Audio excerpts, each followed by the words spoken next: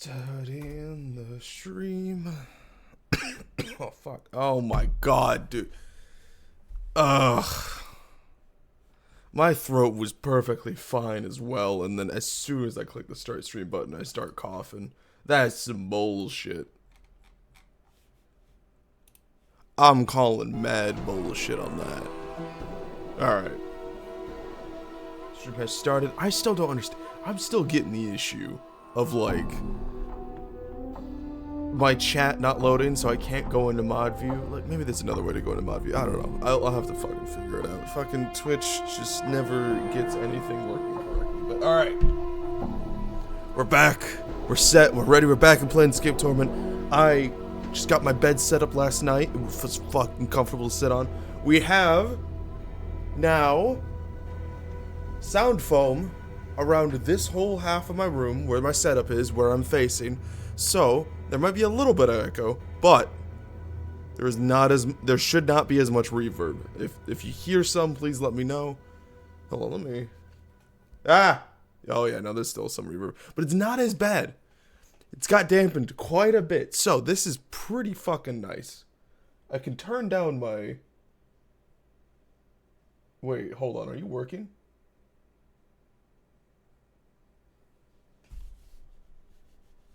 Hello, game? Okay, cool. It's working. Excuse me. So, it's all set. Less sound, so I can turn down my mic. Because I'm not gonna have to whisper. Can you step the fuck Step off, motherfucker. I just loaded into the game. Asshole. Jesus. Alright. Thank you for the gift sub, Matt. Alright, now we're set and ready. Oh god, we're both wounded. There's gotta be some way. The only thing we have are like blood clots. Let's see your inventory. Yeah, we only have 3 blood clots and 1 bandage. Oh, fuck. I'll give 1 to myself. Alright, so we're back. I am now more prepared because now I understand this game is just a book. So I'm better. I got drinks. I got things. I should be set. I should be fine. What are we doing? So we gotta deliver this box before we can leave. We have to go back to Craddock. I don't want to do you. I don't want to join you. We can do that. Maybe we delivered the message and he told us to go back to Craddock, but maybe we could kidnap this guy. Oh. We have another hostile. Oh, he's afraid of me. He can only be afraid so long, buddy. So healing items in Planescape are somewhat rare, so if you don't have to heal, just wait, rest, and heal passively. Okay.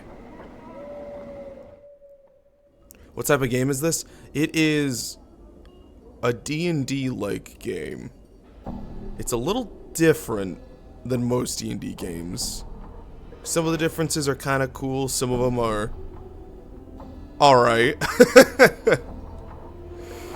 You see a Davis, but something about it strikes you as odd. It has the same shock white hair, the same greenish cast to its skin, the same pair of goat horns. Then you suddenly realize this one is walking on the ground and not floating. For some reason that makes you uneasy.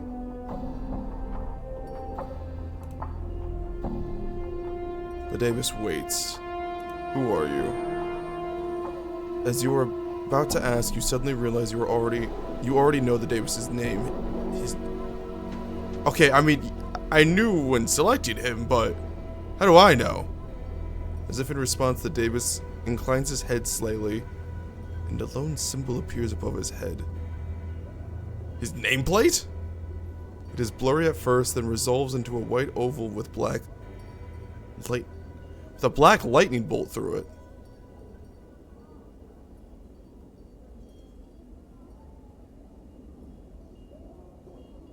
Who the fuck are you? Fel bows reverently, and a stream of symbols swirl about his head, rotating clockwise then counterclockwise. It takes you a moment to translate. This is the first time and not the first time you've come to this place. Okay, I understand that. Amnesia's a bitch. You know who I am? Another series of symbols materialize quickly and sharply into focus above Fel's head. Translation comes to you as just as quickly and sharply as the symbols themselves. Oh, sweet. And as if you have translated the exact same string many times before. Yes, but I am not permitted to tell you your story. Updated my journal. For a moment, there is no response from Fel. Then a stream of rebuses, appear as if trickling out of Fel's head. My apologies, I cannot change the nature of a man. Is that the fucking theme? Is it like with the constant refluxes of fucking, when does a man become a monster in Epic? Is this just the theme that they bash over your head? Just change the nature of a man.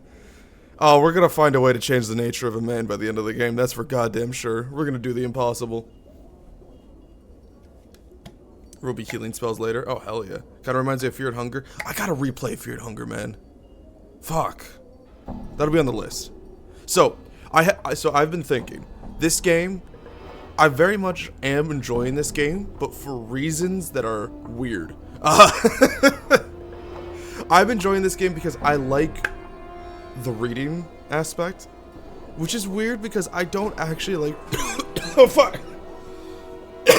My body rejected the fact that I said that. Jesus Christ! Oh god! I like the descriptions. I like the ideas that it gives me, and I love how it sparks my inspiration to get back into writing because I have been fucking stuck on my book. So I'm enjoying this game because it inspires me to write more, even though I don't like reading myself. I hardly ever read many books because they just aren't really good.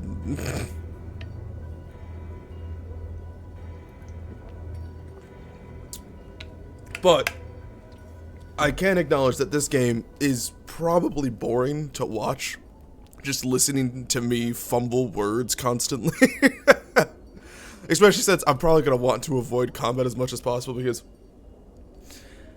combat's alright, but it's not that good. So I might just try to slip in another game. Like, this might be designated to the weekdays game.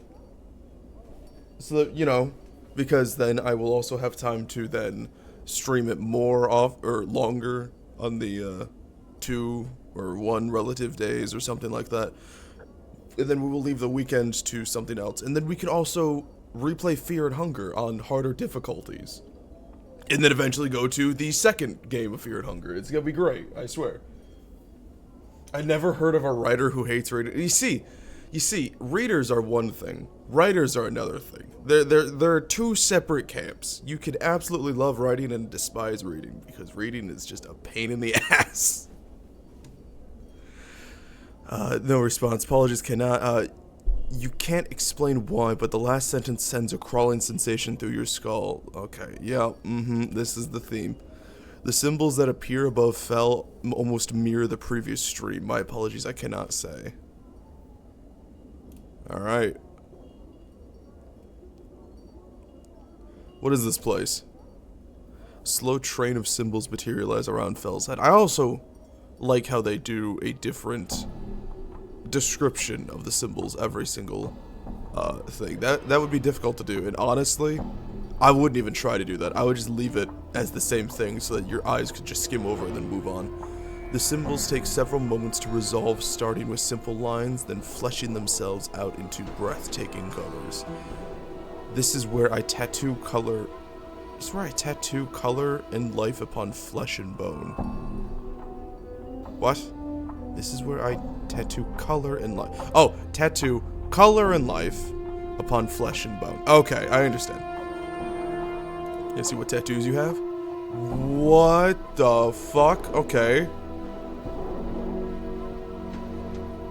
Oh, this is the magic, isn't it?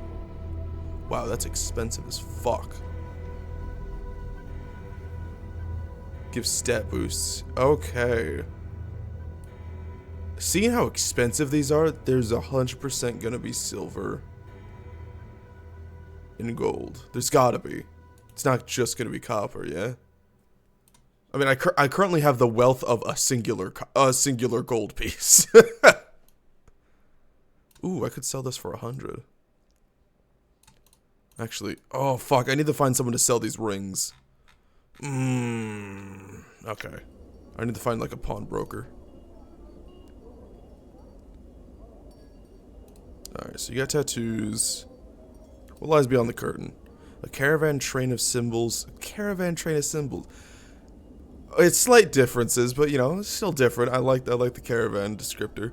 Slowly materialize around Fel one by one. It is a gallery. Your discarded skins are my canvas. I admire you. I am saddened for you. What? Another caravan of symbols form around Fel, this time forming in a circle. The mark of torment lies upon your flesh. Tragedies and loss have guilt themselves upon it. Built, excuse me. Like stones upon a foundation. You have endured great pain. What do you mean? Hey, Kiwi. Long string of robustas appears above Fel's head, then surround his arms like manacles. I admire you because you have never surrendered to the weight of these losses. I can't fucking remember him. It's hard to surrender to something you don't even know about, despite the fact their chains hang on you still. These losses blanket this life and all of your past ones. You shed lives like a molten serpent. I mean, I did die like, what, 7 times last stream? You are exploring the infinite paths of life. Suddenly, streaming out behind him like a shadow. Take with you this warning. Each of your lives casts a shadow on existence. You must travel to a place where these shadows have gone mad and regrets have scarred the earth. I really like how it's not just symbols that appear around their head. They have different ways of forming, so they can clue you in on different avenues that the speaker is trying to take you down, different feelings and energies. Do not sign anything. Thank God I did not sign that contract! Brief series of paper-thin robustas appear in an orderly row next to Fel that vanish into glowing motes. Alright, very well. Thank you for the warning. I was so close to signing that contract yesterday. There's a marketplace in the lower left of the hive. Check your map after. Actually, scratch that. Oh, yeah. Yeah, I didn't even go in there. Yeah, I'm starting to go in here. Do you feel complete?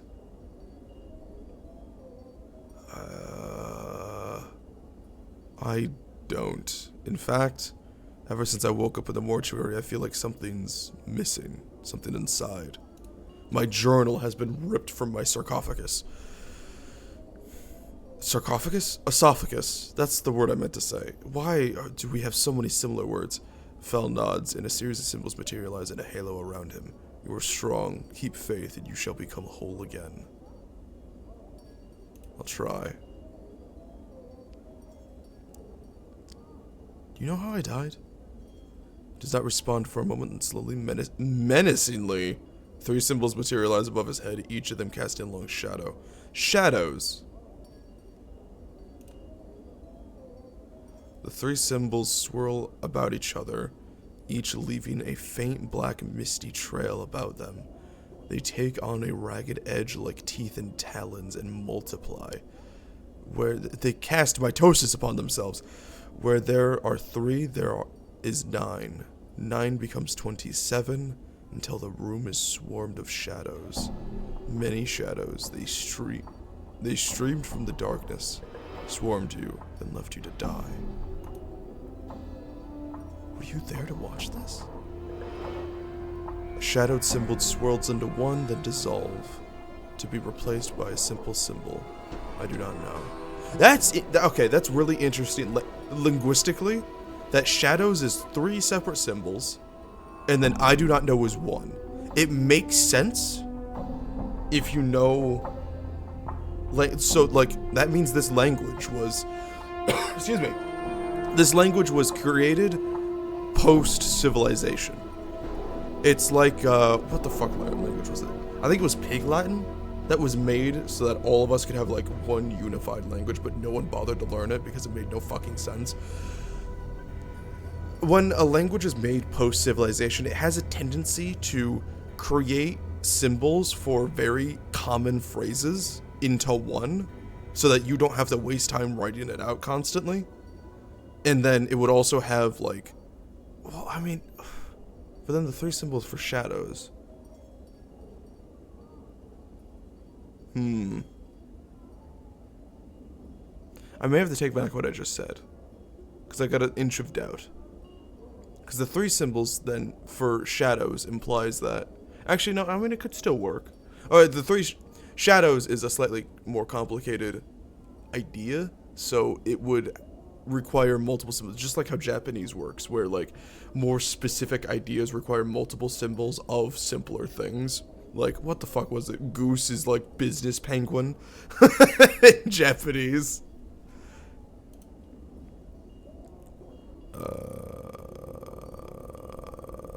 Oh yeah, tattoos. I have tattoos on my body. Fel studies your body for a moment, walking around you. He mirrors each symbol as he examines it, then returns to face you. I know them. None of them are by my hand. Can you tell me about them? Fel nods. Symbols appear around him like fireflies. The one upon your back was scribed with a careful hand and are directions for a mind that forgets itself. Okay, that's very convenient. That's on my fucking back, so I can't read it. The symbol that lies upon your left shoulder is the mark of Torment. Is it perhaps across the Planescape? The symbol sharpens, gaining edges that are almost painful to your eyes. It is Torment. It is that which draws all tormented souls to you. Fel nods at your left arm, at your shoulder. The flesh knows it suffers even when the mind has forgotten. And so you wear the rune always.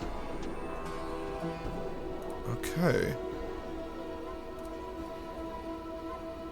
Am I allowed to go back here? I'm gonna quickly save. I'm gonna start saving more and more often. Yeah, that's about what I expected. Human skins that have been stretched across these wooden frames. The skins are covered with tattoos. That's about as much as I expected. This design shows a series of black rivers whose course divided across each other and flow together. Okay. What a cool guy. What a nice man. Can I leave? Okay. This is art gallery. Can I fucking help you?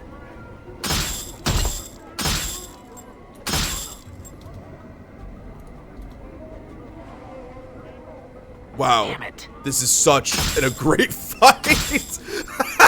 Get him. Get him, Mort.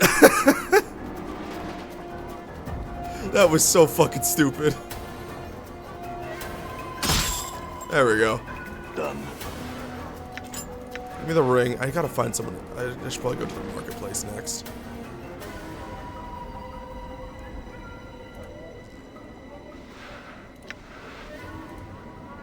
Done. What's up? I'm gone. Alright. This way. A bunch of harlots. Are there any people? It's Barking Waddler. No, none of them. You can die.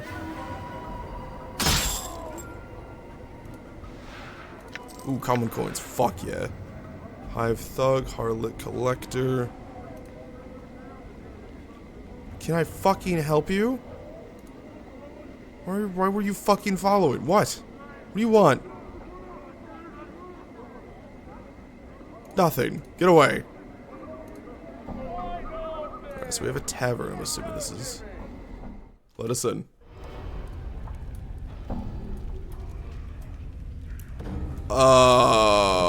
What the fuck are you? Hey! This is a woman with fading bruises on her face and arms and a look of despairing longing in her sunken eyes. She might have been pretty once, but those days are long ago. She turns slowly to face you. Life pours into her features, and a spark of sardonic light that dances in her eyes now makes you wonder if her eyes were deceiving you. That is a good description.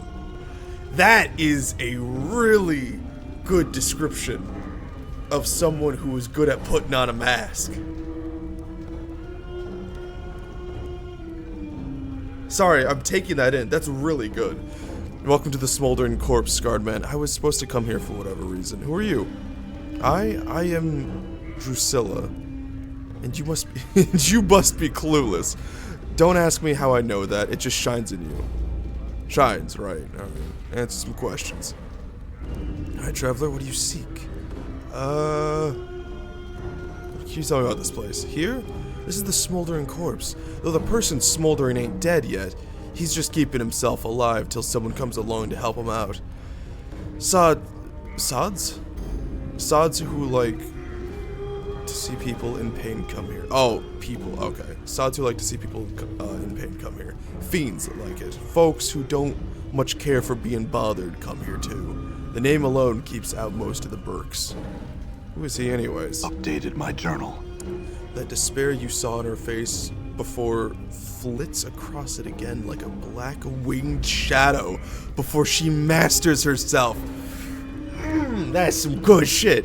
Write that one down. Actually, we're pulling out my journal. Just sit next to me for this whole game. That's Ignis, one of the greatest wizards ever to come to this slummy excuse for a cesspool. They caught him and they opened a channel to the plane of fire through him. And now he's just a doorway for it. Jesus! Keeping himself alive by force of will alone. If someone could douse him for a few moments, it'd give him his life back again. But they don't make enough water to do that. Fucking hell! That is some next level torture. Alright. Someone should be able to find something. Oh, well, can you answer some more questions? What's your connection to him? Her voice practically throbs with a deep ache. I was Ignis's, lover, and he, my beloved. He loved the flame more than me, and now he has become the flame. Because I love him, I love the flame. But that's all done with now. Now I wait for him to douse himself. I sell what little I have just so I can be near him. Damn. Looking for a journal. You seen it anywhere? Journal? Oh, sure. I've kept an eye out for all stray journals, just in case some scarred man walks into my favorite bar and starts asking about it. Do you ask that of everyone you meet? What a fascinating life. I love the realistic, like, rebuttals people have to this shit. It's such a weird question. You have a smart mouth, huh, don't you? Aye, smart mouth for a smart head. I ain't the addle cove you might think, sod. I got a brain on me.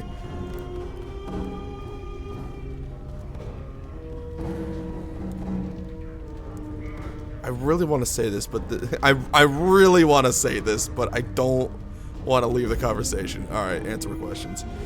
Farad. Farad? She snickers. The Collector King? You can probably find him in his stinking ilk in the trash warrens on the far side of the hive. Good luck getting any answers from him. It's a sly devil he is. Yeah, okay, yeah, that's him. Alright, have a good day. I'm gone. We'll probably have to douse him eventually. Alright, so we got a couple names.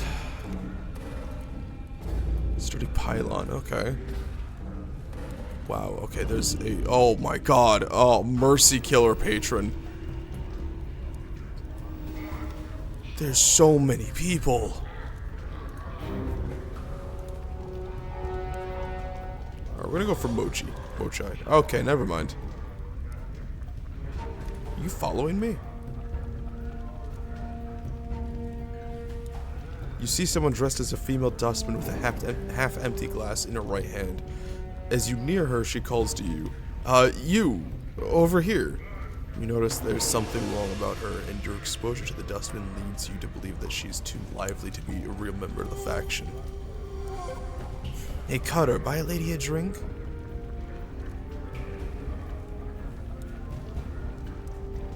You're not really a dustman, are you? Dustman?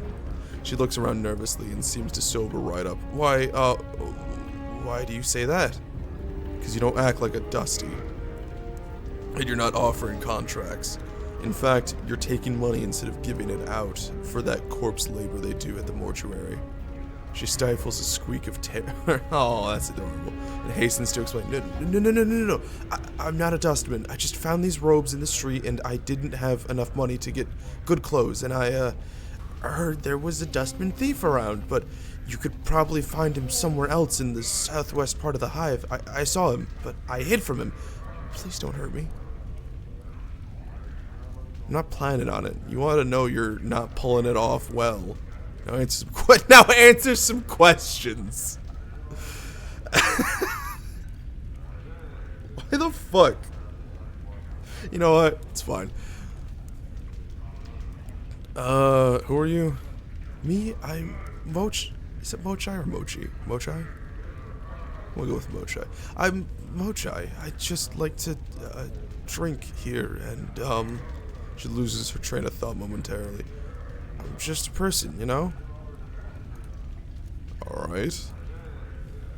Smolder and Corpse Tavern. Can't you read? You, more bubbed than I am?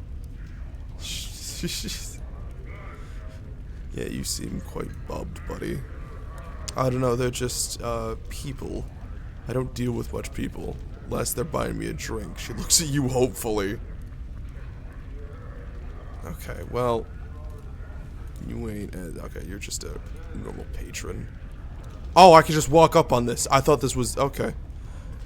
This crackling, billowing creature twists slowly above an iron grill upon the floor of the bar. Why am I standing on the grill? This feels like a horrible idea. It may have once been human, but now its skin is charred beyond recognition.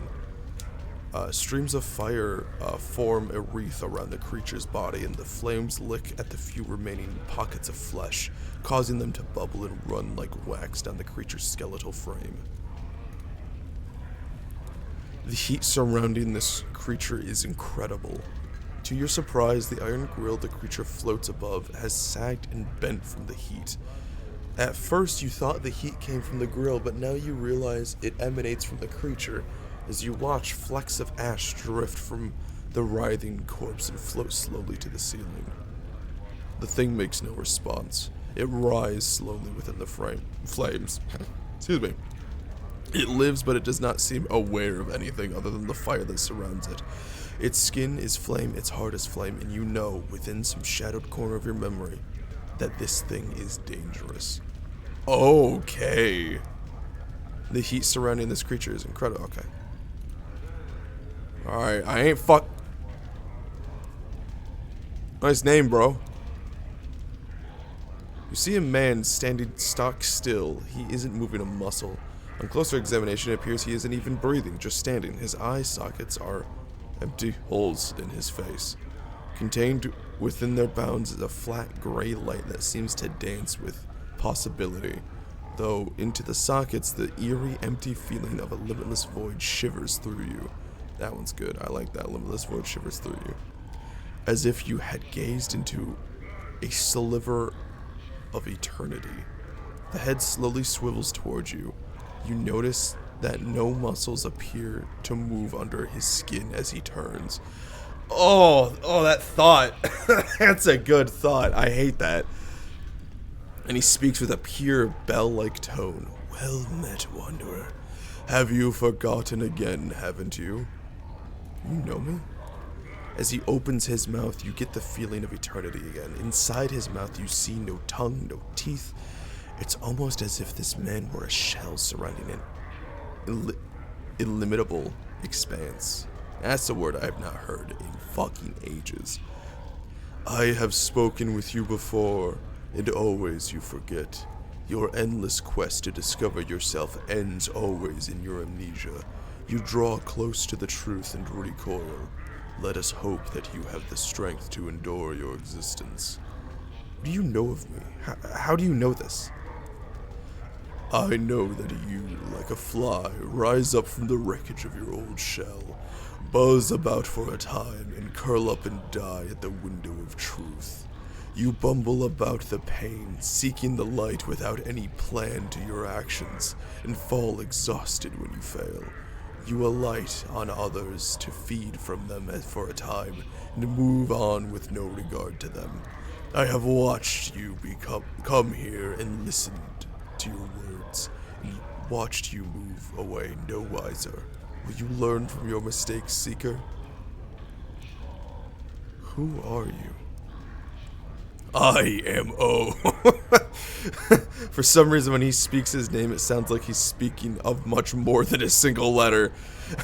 As if he's speaking of his name contained untold possibilities and nuances. No human tongue could ever create such a sound. What sort of name is that? It is my name, and it is the name of a portion of eternity. I am a letter in the divine alphabet. Understanding me leads to understanding existence. I am writ in the true names of half of everything. My being encompasses truth. I am mathematic, organic, metaphysic. That's so fucking pretentious of you. I think you're entirely crazed. If that is what you wish to believe, best of luck, traveler. Farewell. He ignores you. The certainty that he will come to ignore you for a time settles on your shoulders, and you have no idea where it came from. Alright, see ya. Alright, so there's just a bunch of Mercy Killer patrons. I don't know who they are. Some fiends. Some regular patrons. You fucked it. Ah, fuck. I fucked it? Oh, wait, hold on. Hello again, traveler. O seems to not have moved from where he was standing when you last spoke to him. What do you need from me? Tell me about this divine alphabet you spoke of. The divine alphabet is written the name of everything that exists. From the seed at the hearts of the elemental planes to the core of the great beyond. My brothers and sisters...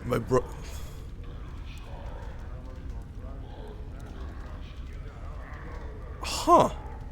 My brothers, sisters, a single word translates into two, into the two in your mind. That is interesting. You want to know what? We have a word for that. My siblings and I reach across all that is, was, or ever shall be. We are thought and reality and concept and the unimaginable. You would not understand. No mortal possibly could. It is beyond the powers of comprehension of all.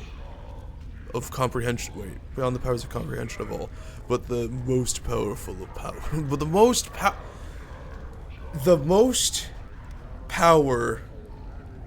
powerful of powers. Look, man. I get you're kind of like working with translating all-knowing omniscience to a written human language, but like, we got other words. Like, if you are omniscient, like, you should know these words, my brother.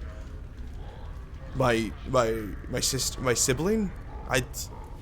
My sibling in Christ. And once they understand, they move beyond the veil of mortal comprehension. I can explain it no more than that. Perhaps sometime you will understand. So what the fuck you doing in this bar? Why? I am watching the ebb and flow of mortality. And what do you see? You mortals are like wasps. You build your lives nests from the slimmest of branches, and when the wind shakes your home and life free, you seek to sting the wind of death, instead of realizing your foolish mistakes, attempting to repair the damage you have caused yourselves, and learning from your existence. You bring harm to any who have the misfortune to blunder near you in the time of pain and distress. My advice to you, and to all mortals, stop acting like an insect and start acting sentient. I like that. I like that. I like that paragraph. That's it. That's a cool paragraph. I like that. I like that paragraph. I'll think about.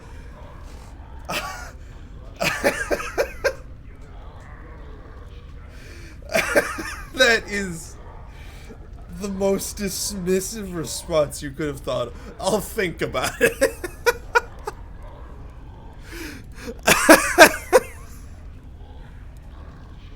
That's, oh my fucking god. It's the funniest shit when, like, the game won't let you engage with, like, some sort of philosophical discussion. It's the most dismissive thing over, like, a god telling you to grow the fuck up. Yeah, whatever. But the idea of the true language is so cool. I know. I love the idea that it is being translated in my mind. Like, it is naturally being translated in my mind. And there's just issues with it because it's just so different. I love that concept. But just translate it better, buddy.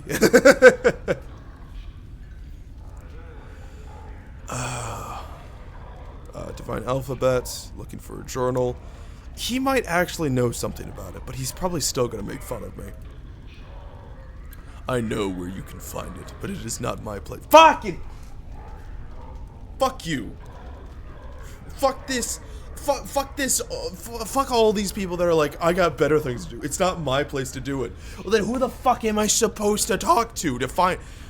Fucking tell me. This is life. This... yeah, it is kind of a story, but fuck you. Rest assured you will find it, as well as the man you seek. You know where Farrett is? I know where he is. I can give you only one word. Nearby. You will find him in the hive, under the veil of secrecy. You are so unhelpful. That's what your answers seem to be under as well. Can you give me an answer to another question? Okay, yeah, he just says it.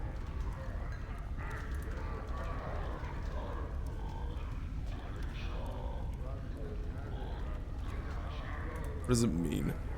Divine Alphabet is writ in the name of everything that exists.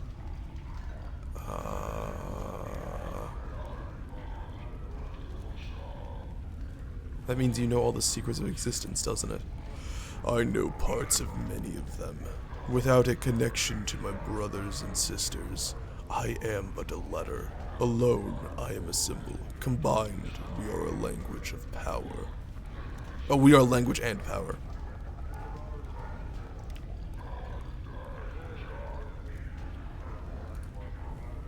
So you don't know the secrets of existence. I did not say that. A letter is still a powerful force. Even on its own, allow me to show you. He opens his mouth wider and wider still. Then fucking locust swarm busts out and just destroys the whole city. The mask of his face tears around his eyes, mouth, and nose, revealing that hint of eternity you glimpsed earlier. You are lost in it, adrift in it, a part of it. You return to your mundane senses and realize that O has vanished, yet somehow your horizons have expanded. Enlightenment has brushed you, however briefly, across the brow. Wisdom permanently increased. Oh, that's nice. You know, stuff like power, word, kill. You know what? Fair. Alright, you. Did I already talk to you? The loose-skinned man turns and smiles at you. Hello again, traveler. Did I talk to you?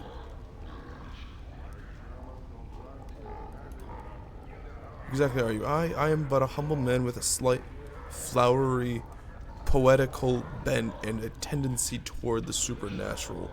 Okay, buddy, I asked who you were. I didn't ask for your fucking resume. I regret that I have none of my supplies here, or I should be most eager to teach you the ways of power. Perhaps some later time? Yes, I'd like that. For now, some questions. This place, Smoldering Tavern, fine establishment. Fine owner, Barkus is a true gentleman and ambitious. to increase his standing to boot. These, I feel, are the most useful qualities to possess.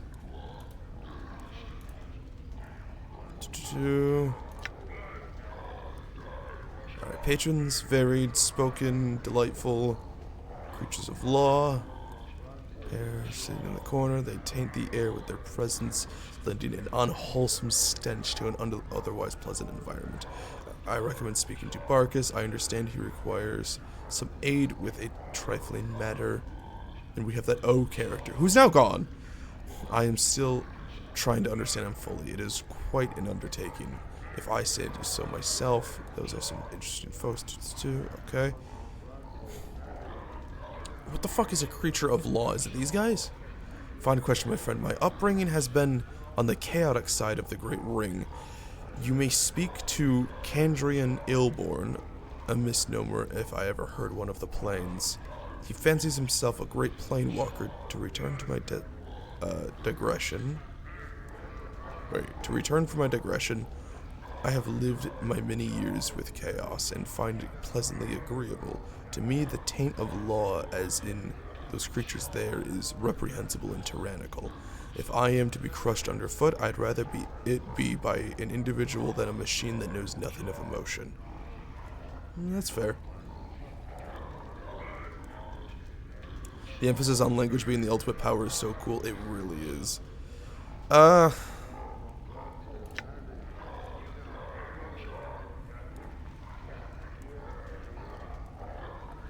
want to continue the discussion.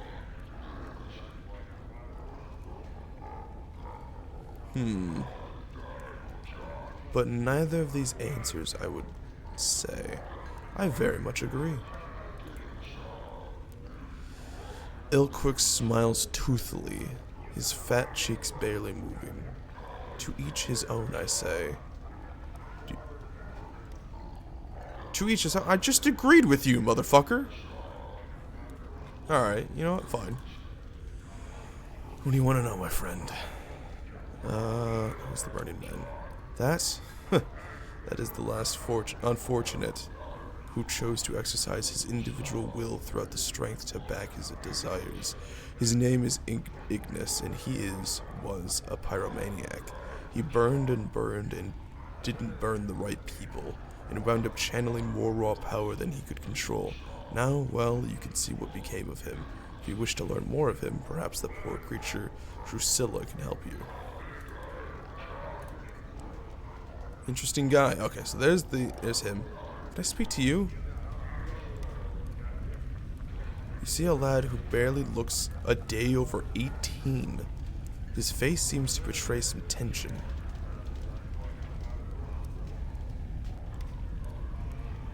Who are you? I'm Caleb. I'm a mercy killer. I'm here with Tarner and Ilsidon to catch my first criminal. The fuck is a mercy killer? Well, I have to get used to saying that now. Believe that justice is the most... Justice? Bro, you're in the game, Justice. The dragon-looking guys, the, Ibishi? These guys, the fiends, yeah? I'm assuming that's what you're talking about.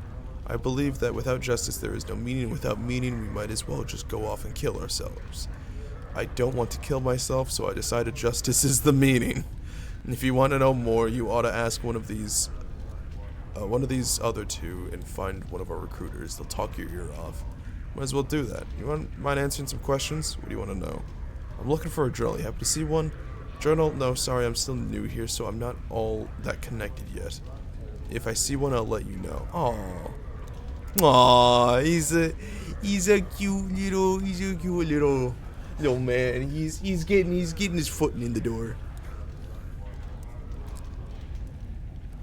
Well, seeing as I'm a new mercy killer, I'm supposed to bring a criminal to justice. How about the fucking 30 thugs that just tried to rob me in the streets right outside? To show I can handle my field work, I decided I wanted to catch a killer, so we asked around and got told he was going to be here. Still haven't seen him though. I'm a little nervous to tell the truth. If you excuse me, I ought to get looking for the faces here again. He cranes his neck and looks around. I'm looking for a collector who goes by the name Farad. Would you happen to know where I can find him? Can't say I've heard of him. Is he a criminal? He just perks up, eyebrow raises. Maybe we'll pick him up later. Thanks for the tip-off, citizen. God, you're such a fucking nerd. I just need to find him, not get him killed. Can you answer some other questions? Who are your friends? They're the people who are here to make sure I don't foul up this assignment. Tanner's the older one. Sidon's the one who's here to make sure I do the job right and to give me support if I need it. He swallows nosily. I hope I won't. You'll be fine, I'm sure.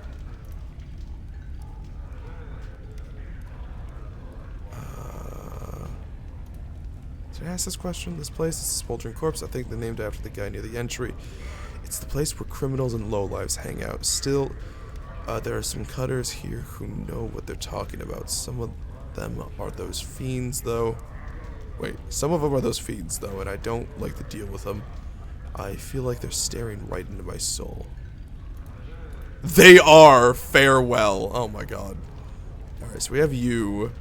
We have those two. They are already engrossed in conversation. We'll talk to this guy. You see a trim, muscular man dressed in clothing. Is the man on fire being tortured / punished for something, or does he just like being warm? Ambition. It was said that he ripped into the plane of fire, and now he's just constantly burning for it. Dressed in clothing that is comparatively drab in one day compared to the most of the outfits that you've seen in this city. He carries himself with an air of supercilious arrogance.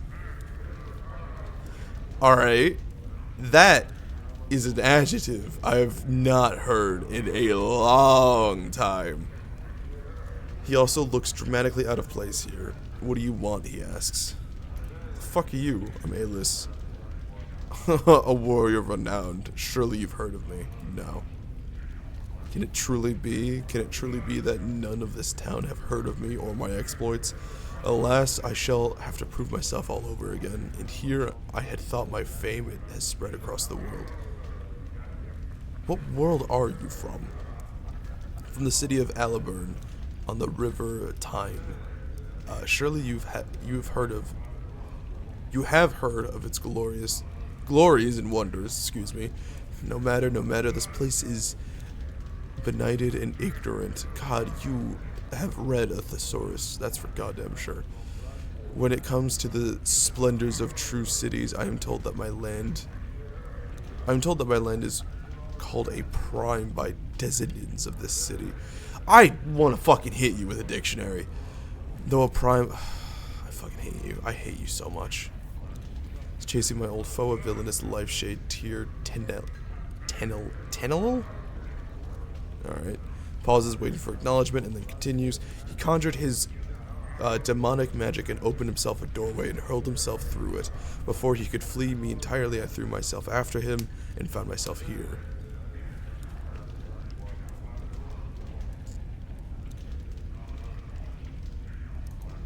I get it, you're one of the clueless. He bristles, reddening, and his hand clutches. I take offense to your words, Sarah, and bid you farewell in hopes that we shall never cross paths again. He turns away from you, still flustered with pride and rage. Alright, buddy. See ya. Let's go talk to the owner.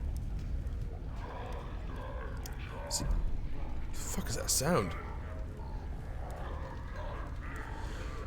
You see a leather-skinned man with just a hint of ashen color to his face. His teeth seem sharper than normal, and his eyes are filled with the boredom that comes with having seen too much. Fucking same, dude. His voice is nasal and clipped. You again, eh? What'd you want this time? I mean again? This is the first time we ever talked. Yeah, right, yeah, you again. What do you mean? Yeah, you... Oh, that's right. Right, that's... Yeah. I forgot. I had amnesia. Yeah, you again. You got a hearing problem or something now? You was here about 15 years ago. Got all bubbed. You remember me? Smashed up the place and left a pile of coin that wasn't enough to pay for the damages. So you plucked out on your own bleeding eyeball and tells me you'll be back to reclaim it when you got 200 coins together.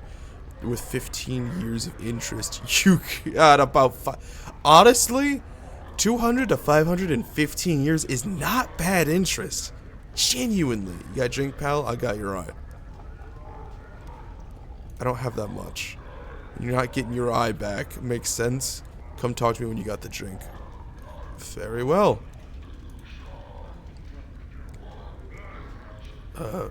Who are you?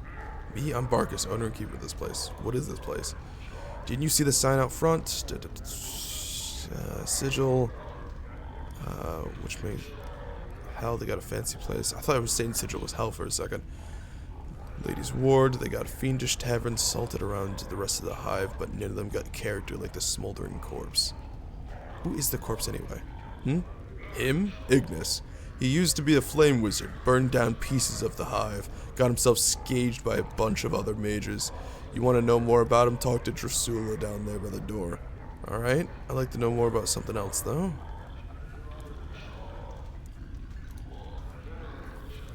I don't make it to a point to Jesus fucking Christ, man.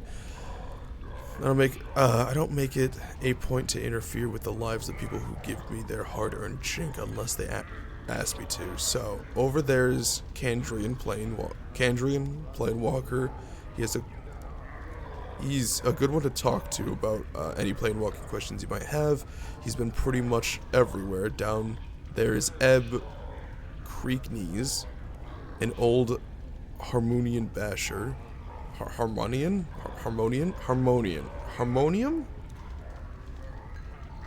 Don't hold that against him. And a tout. He's got a good heart in him. He knows Sigil up and down. Them fiends over there are Ethelgrin and Tiggerin? Tigger. I'm just gonna go with Tigger from Winnie the Pooh. Word of advice, don't deal with them. They might be low rankers in the fiend hierarchy, but they're still fiends. And then you got Ilganix over there, not trustworthy. And some mercy killers looking for some poor sod. Dakin, the Gissarai. There's a Gith? Oh, you. The Gissarai is a mystery to me. Don't know much about him. He don't talk much. Finally, you. Interested in earning some free bub? Sure. There's a bubber over against the far wall hanging about in the shadows who's been trying to work up her courage to slip out without covering her tab. I want you to make sure she don't do that. You do it, you get free bub here for life. Really? But I'm in debt to you. I'll do it. I'll let you know when I'm done.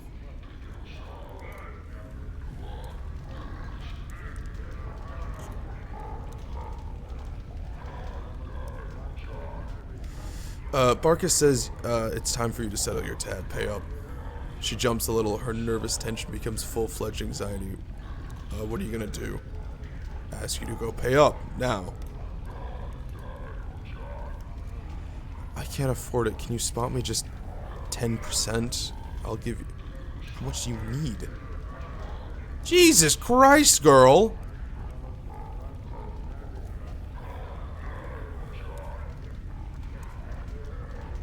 Poison her drink with embalming fluid. No, hold on. I give it to him and he knows I'll pay the rest.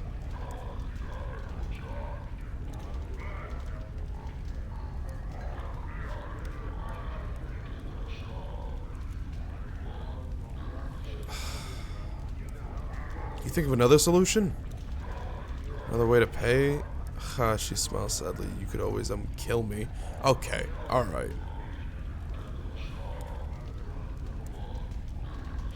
I could, but I'd rather find another solution.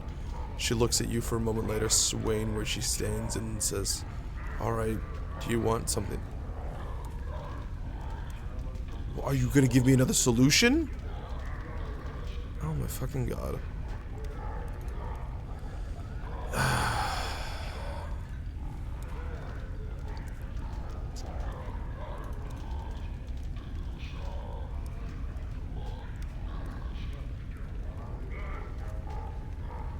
Like,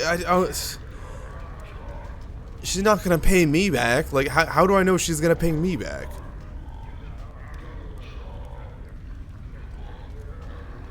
I love how I can distract her, too. We'll just see what this does. Over where she whips her head around. Okay, what does poisoning her drink even do? Like, it's gonna kill her. Like, is it gonna kill her? Like, what was that gonna do? I don't want to kill her.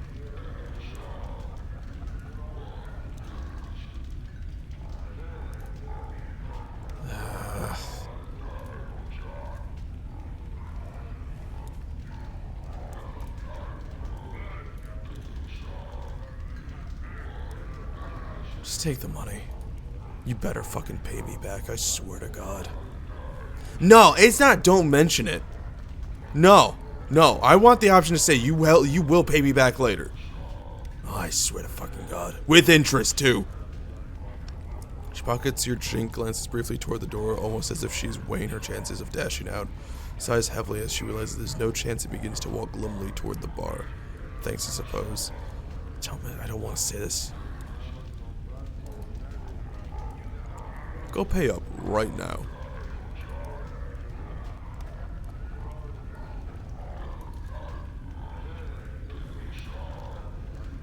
You don't have to pester me. Yeah, get moving. No, not down. Fucking watching you. I will kick your ass. I will kick your ass if you ever dare. If your ass ever thinks about leaving, you will perish.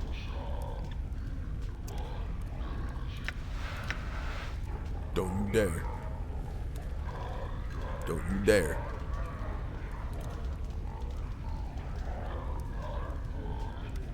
You better, I'll send him after you again.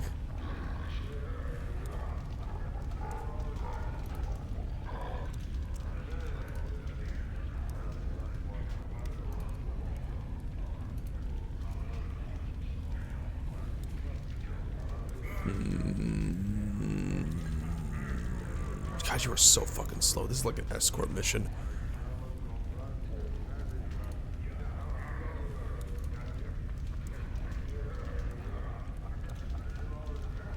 I want to make sure she'll fucking pay me back. Why is there no way for me to do that? I don't care about being a good person in this game. Like, just because I've said most good options doesn't mean I want to be a good person. It's just more efficient to be a good person. People don't expect it and then do shit in return because they don't like being in debt. It's just how being a good person works.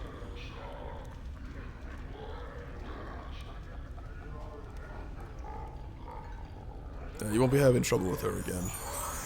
Oh, sweet. Then, friend, you have full bar privileges for free. Anything you want, anytime. That must have been a pretty big tab she ran up. You don't know the half of it. What do you want to drink now? Set me up. You want a drink? You've got a drink. Beer, bitter, mead, water, fire wine. Ooh. Heart wine, whiskey. Give me whiskey. Let's play. Actually, I didn't even read the thing. You want a drink? You got a drink. That's what you're after. Beer. Okay, all that stuff. Places a shot of some steaming whiskey. Ooh, that sounds good. Substance that looks like boiling urine in front of you. Okay, that sounds less good. The fumes that waft your way, however, are exquisitely tempting. The taste, though, nearly unbearably hot, as is this game British? I think this game, no. Is it? I think this game's British.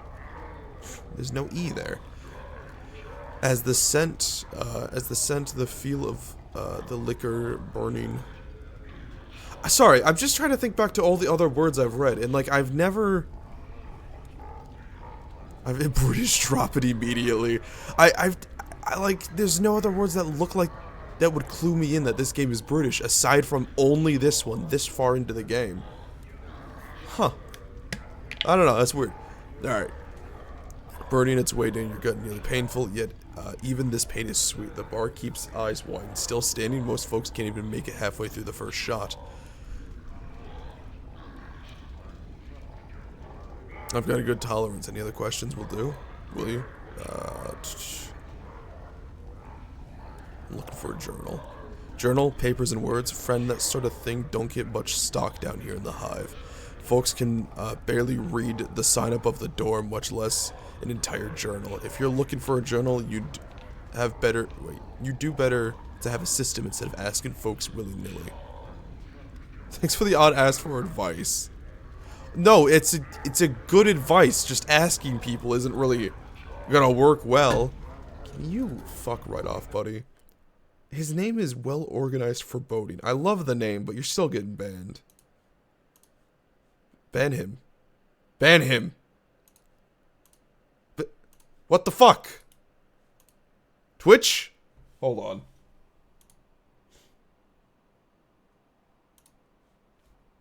I had to move over to OBS to ban him. That's fucking stupid. Alright. Farad the Collector. He turns and spits on the floor. Farad? You may as well just turn your back and let him sink a dagger in it. Though from the looks of you, you already have. If you're dead set on finding Farad, pardon the pun, talk to Ebe Creeknees over there. He should know something of value. I'll do that then, right after you answer more. Okay. Old man, my thanks. Alright, Ebe. Alright, so there's him, Ebe, right there. I want to talk to you.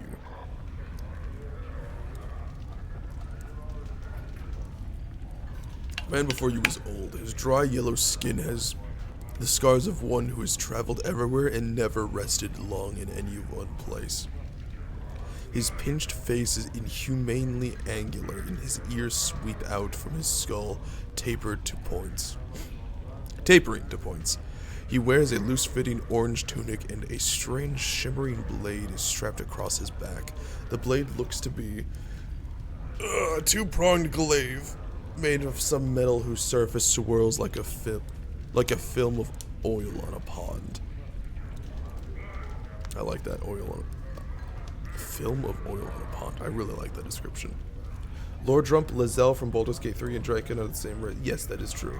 Of different factions in it. Yup. Yup. You got it. Lizelle from Baldur's Gate 3 is Gith Yankee, and Draken is Gith Sarai. The lore is that they are two factions of the same race. I don't know exactly the differences, but they are just constantly at war with each other. I honestly don't really know why. I don't think even they know why. I don't even think it might be in the lore why they're at war with each other, but they're just constantly at war with each other. Anna is aggressively Irish, and I like to imagine that most accents I read around are British or similar. Yeah, a lot of the accents read as like Scottish or British, just by how it turns out. The man turns to you, his eyes are like polished coal. He stares through you, and for a moment you wonder if he might be blind. The weapon suddenly turns a dead, flat, black mirror in the man's eyes. Hail, traveler. Hi. He says nothing for a moment, merely searches your face with his eyes. Hail, traveler. His voice is quiet and somber, like a wind whispering through the branches of a great tree. Yeah, that was accurate. Your eyes are the weight of one who has traveled far to be in this place. I have not expected the voice acting. What the fuck? The man meets your gaze, his eyes burrowing into yours. His weapon drains of its black color. For some reason I read that as ichor. Resuming its shimmering, you noticed before you spoke to him. Wait, what? Oh, okay. You could say that? Oh, okay, now he's not speaking. Are you fucking... The man's gaze does not waver from yours. I am known as Drakon. The emphasis he places on the word known strikes you as odd, yet familiar at the same time. You are not known to me. I do not know myself. That is for the best. In knowing yourself, there would be little in the plains left worth knowing. He falls silent for a moment, still studying you with his coal black eyes. You would know why you have come to this city. Looking for answers. features are unfamiliar to me. What are you? A Githzerai. A Githzerai, one of the people. A Githzerai! Yes, but what are Githzerai exactly? Dakon is silent for a moment and speaks. Our history does not need to be made known to you. You would bleed to death on Time's blade before I recite a fraction of the histories of our people. Voice acted important character. Githyanki's are Tyrans who want to exploit other races, and Githzerai considered that as a perpetuation of what the Ithilid did to them. Right, yeah, that's right. The difference is the Ithilid, because the race as a whole was ruled by the Ithilid, the squid people that have mind powers. So they break free, and they both despise Ithilid, but also hate each other because they both went different ways of fighting the Ithilid, I think.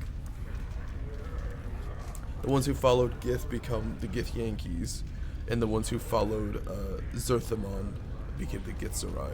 Okay. We just came here to update our journal. Alright, I don't know your histories, but I would like to know your people and what they are.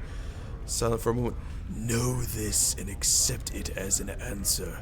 We are the people who make our home upon the shifting plane of limbo. With a deft motion, Dakon slips the blade from his back and holds it before him. There we mold the matter of limbo with our minds. We forge cities with our thoughts. As you watch a series of rippling waves of metal begin to roll forth from the center of the blade, the pitch and crest of the waves match the inflections of Dakon's voice. In its chaos we dwell, with only our knowing to preserve us. We are the Githzerai. You can even learn about their history in-game. Oh, that's cool.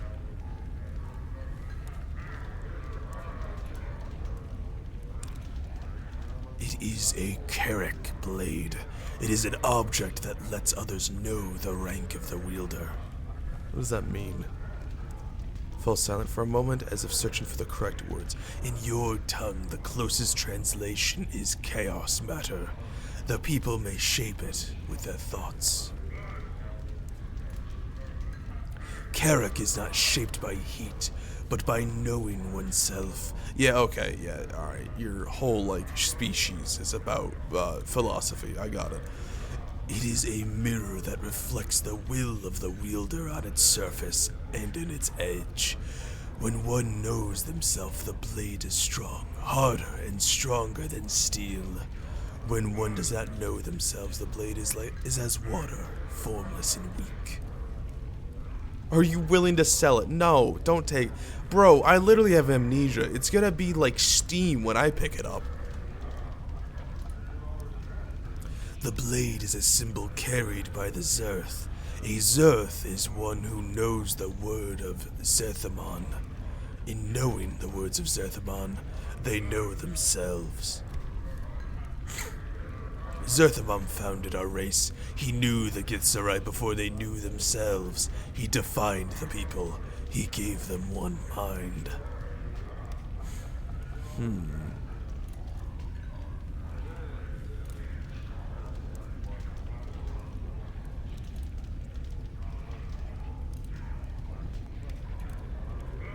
I'm curious what he'll say. Are you willing to sell it? It would become as nothing in the hands of another. The blade knows my mind, and I know its heart. We die the same death. Alright, fair enough.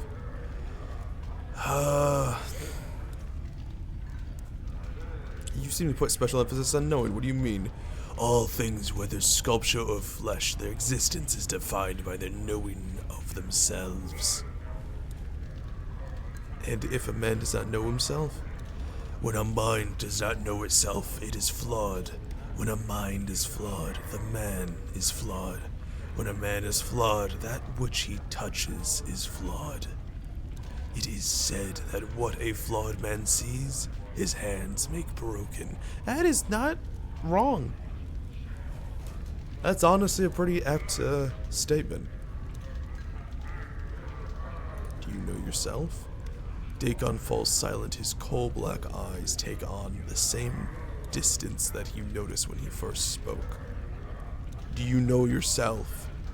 When Dagon speaks again, his voice has changed. His words echo like a great stone dropped into a chasm. That's a good descriptor. It looks like he is forcing the words from his chest. It is not my will. It is not my will that you know this.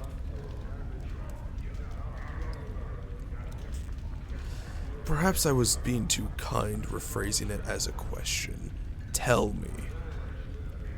The word come out of Dagon slowly, as if they are being carried one by one. It has come to pass that I do not know myself. Why? Dagon's voice drops to a whisper like sand. I do not know why. I know it has happened, but I know not the how or the when, nor how to know myself once more.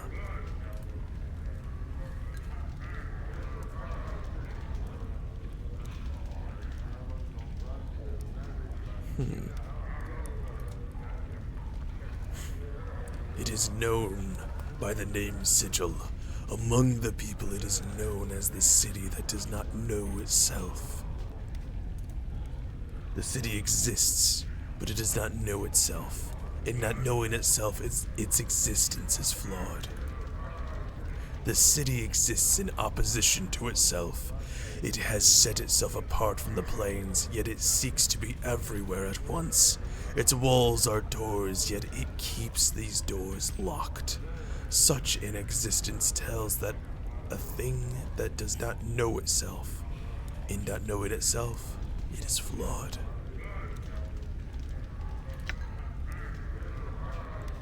City is not flawed. A thing does not need to be ordered and have a purpose to know itself. What if these contradictions are strengths that you cannot see? If the city is not flawed and you just do not know the reasons for its contradictions. There's order in everything. Perhaps there is an underlying pattern that you cannot perceive.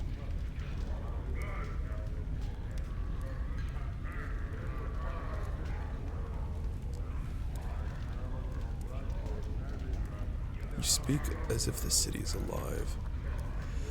It may not be aware and know itself in the sense that you or I might know ourselves, but it lives. It grows, it changes, and touches the minds of all that live here.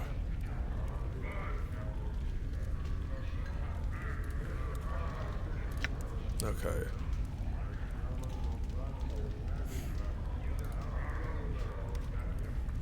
To your question, a question.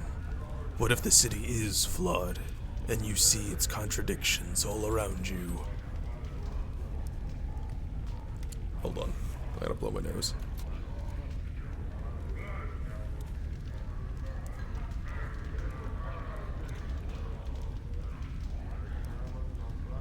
Okay. To your question, a question. You claim this city's existence is flawed. You have accepted this rather than explore the possibilities that something greater may exist. That suggests you are flawed and that you do not search for knowledge, but only for a convenient answer. Oh yeah, I'm saying this. Dagon falls silent. There is no knowing the answer to the questions we have asked, yet the city exists. That is all. Yet I would maintain that we know ourselves by the questions we ask, and the ones we do not.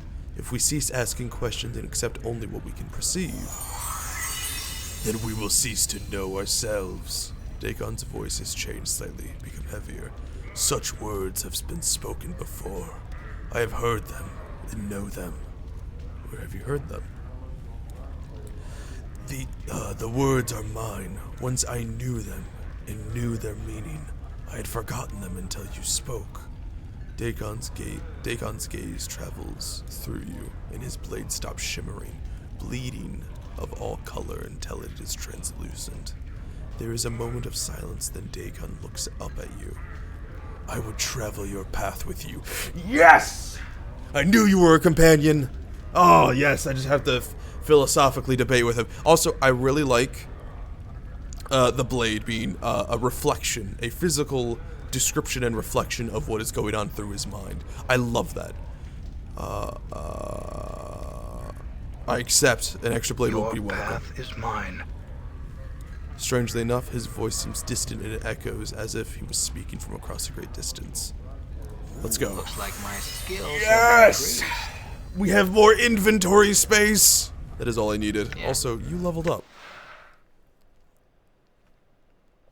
1 hit point, 2 points gained from con bonus.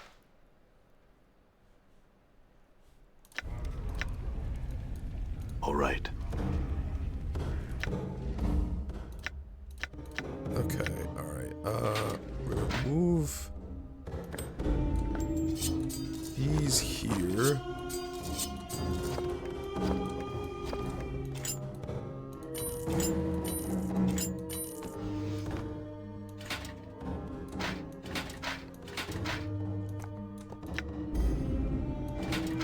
Oh!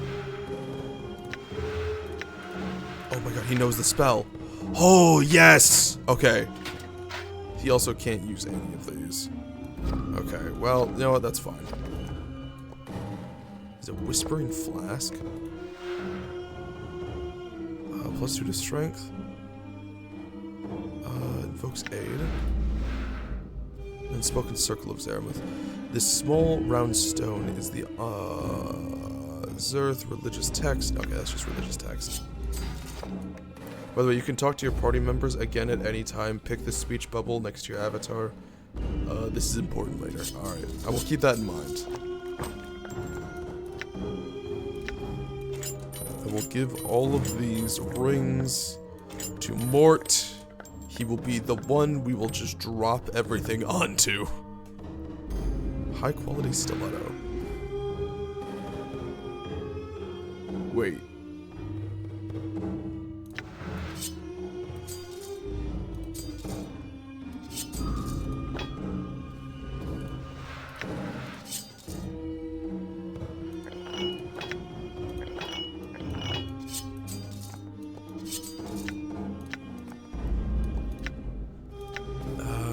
Ornate box, we'll keep that here. Drop you off. Clean rag. Leather straps. Oh, fuck, I can't put that there. Okay, that's fine.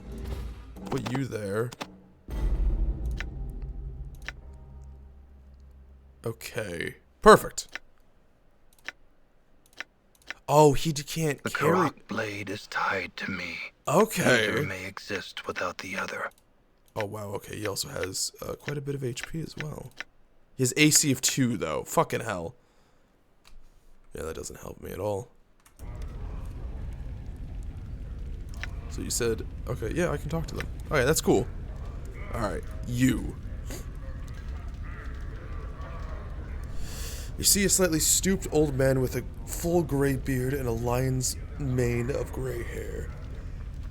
I say his high AC is good, remember? Yeah, high AC is good. They both have fucking 2.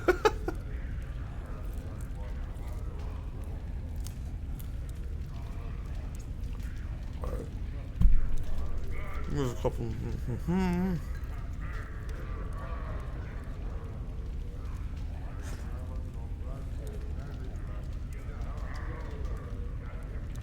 Wait, what?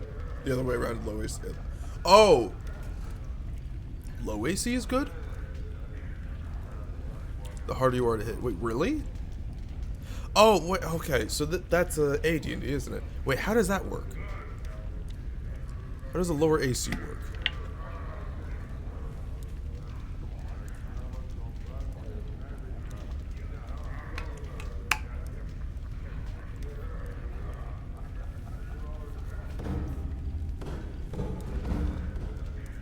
Smokes a pipe and carries a pouch of tobacco around his waist. He looks pretty strong, but he's a little plump and also appears to have some sort of breathing trouble. Well, well now, aren't you a sight, lad? Never have I seen so many scars blanketing a fella. Like a scar cloak you're wearing. Where have you been? Hanging out at a grain thresher? He laughs. Oh, I'm just jesting with you, lad. No offense meant, and I hope no offense taken. I'm Eb. Greetings. Lower AC is better at dodging, I guess. Okay, yeah, okay. AD&D's confusing. His handshake is firm. Now, I hereby tender my apologies for the unfair jesting, lad. Hope no hard feelings. I can buy you a tankard or two. Why not? That's the spirit, lad. Brought up. Bide a moment. He's clearly getting at something. He rises to his feet and heads to the bar. After a moment, he returns to his seat with a pair of tankards. Here you go, lad. Drink up. I don't want to drink this. He takes a massive swallow from his own tankard, puffs out his pipe, and says, What can old Eb do for you on this fine sigil day? Oh, well, I gathered that just to look at you. Just to look at you. Yeah, okay, I got that right. I mean, you don't look like you're look like you're from these parts, lad. You look a little too out of sorts to be a seasoned native.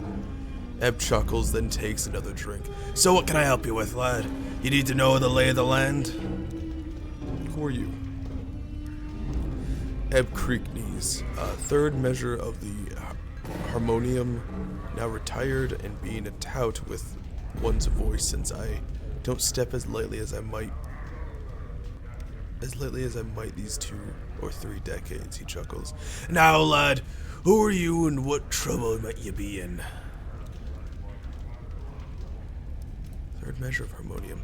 Eb puffs up slightly in pride and gets a semi-stern look on his face. Aye, third measure of the harmonium. He relaxes a little. Though I haven't served a tour of duty in many a decade, pushing a quill wasn't quite up my alley after the fights and skirmishes I've been in. So I just bide my time keeping tabs on things down here in the hive and helping out a little where I can. And you look like someone who might need a hand. Are you in some kind of trouble, lad? Wow, you are really pushing for that.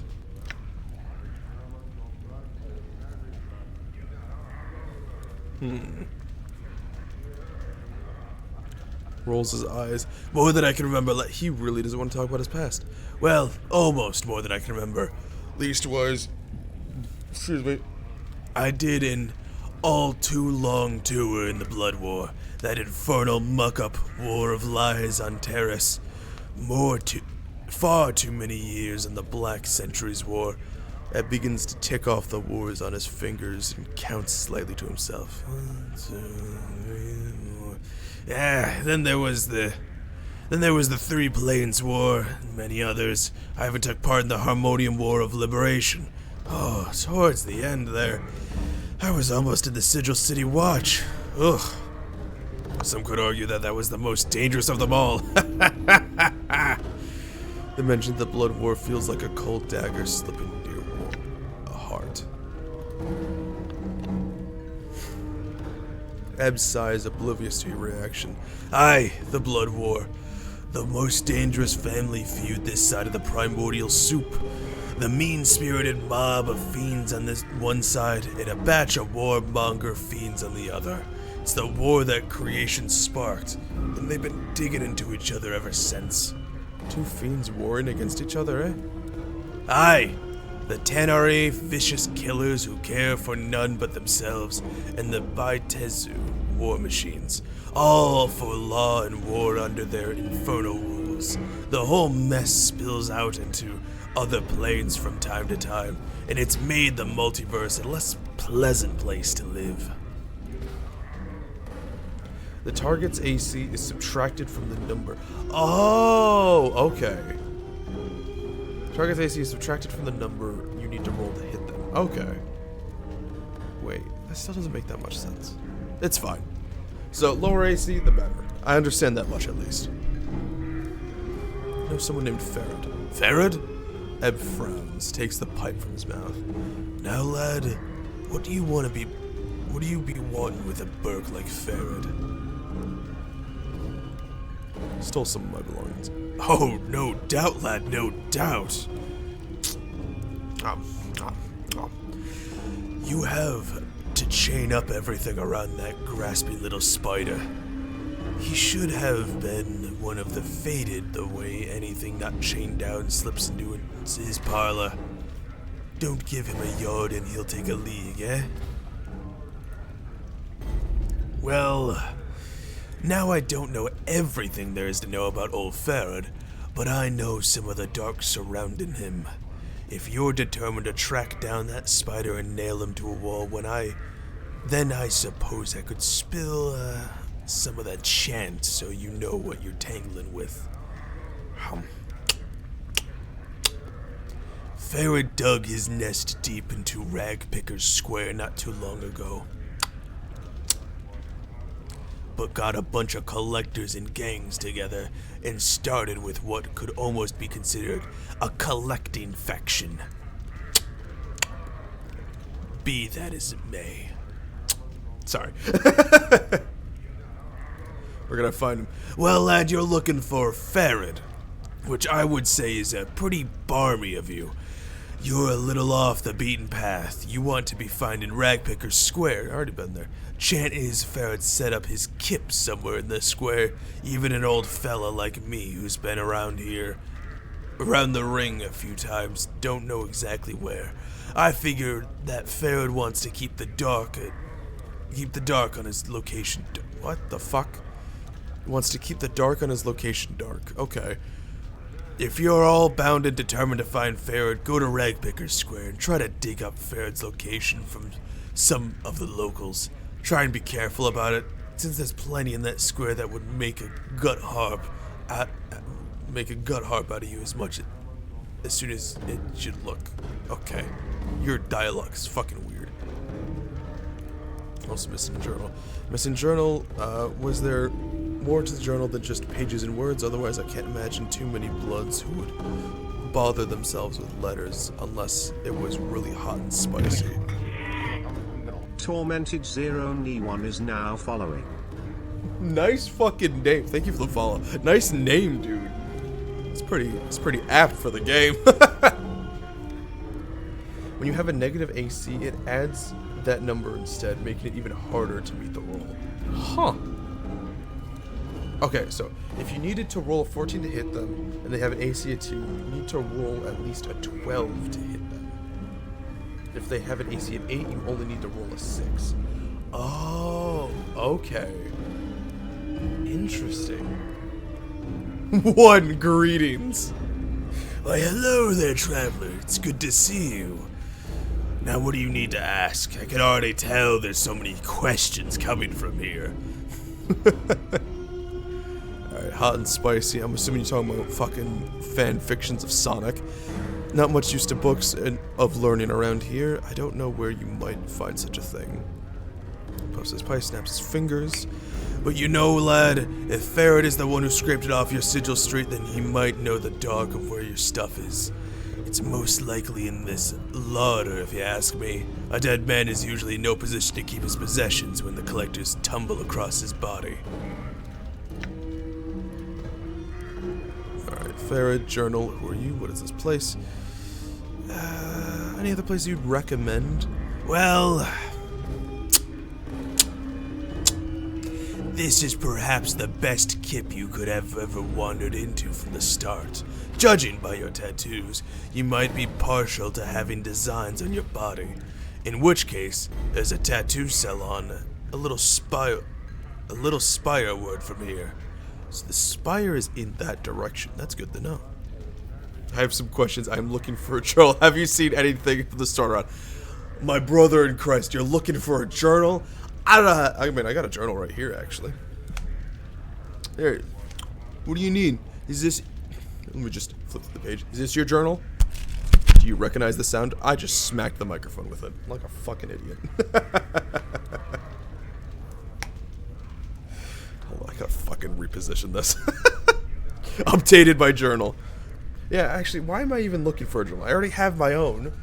I started another one. Alright. Other questions. Yeah, I don't think you have anything else. See you, Farrell. Where's the other person? Kadrian. Who are you? See a soft-looking man with gentle, far-staring eyes. He dresses in supple leather clothing. That is not a descriptor I would think of. And carries various implements of use and destruction about his body, such as ropes, spikes, tinderboxes, and empty vials of air.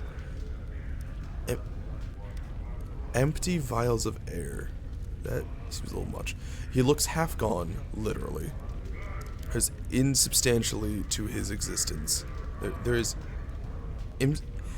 insubstantiality to his existence, as if his essence has been... Son! Oh, sorry, fucking...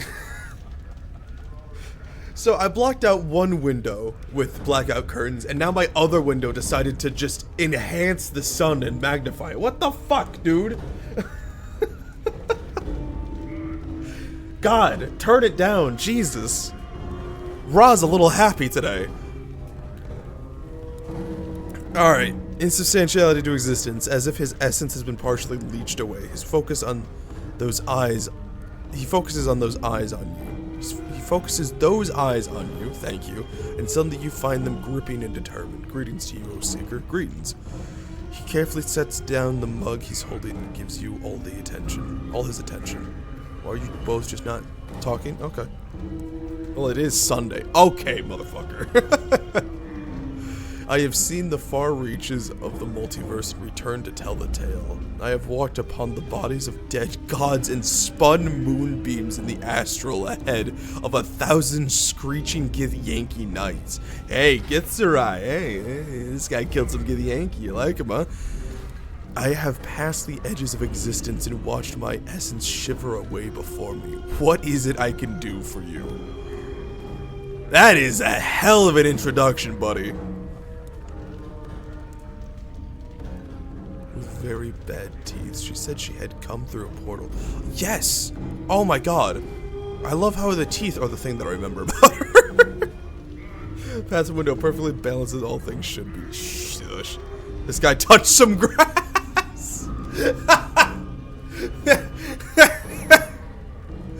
Actually, no, that's a good question. You said you walk on the bodies of dead gods, but have you ever touched grass, buddy?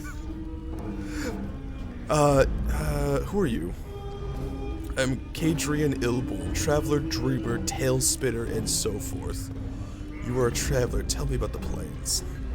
I am tired, Seeker. So tired. I am fresh back from negation. I will answer what I can, but I cannot promise that you will find satisfaction in the answers I give. What will you know? What would you hear of outer planes and prime material and inner planes? What's the difference? Oh, Jesus Christ. The difference is true essence, Seeker. The inner planes are matter, substance, truly physical. Why does that feel... No, that is spelled correctly. Why does that not feel spelled correctly? They are the building blocks of the multiverse, for it is from them... Oh my fucking god. Inner plane. I'm just gonna skim through this. Ethereal plane. Filter through the ethereal plane, the plane of potential in some way. Prime plane. If you want to read this, feel free to pause, VOD watchers. If you're watching this live, skill issue. Monsters and myths, machines. Now the outer plane, where should I start? Great ring, division of our hearts. Individual planes, each of them. Okay. You know what? We're gonna skim through these, and if it updates my journal, so be it. Oh my fucking god, this man. Holy shit. I know... Okay, I definitely don't know it in depth this much, but I understand the basis of the planes. Oh my fucking god. I didn't know that there was so many avenues to ask about. Likes to hear himself, yeah, bro, this guy is a professional yapper. He should become like a priest or something. Oh my god, he'd make a great car salesman.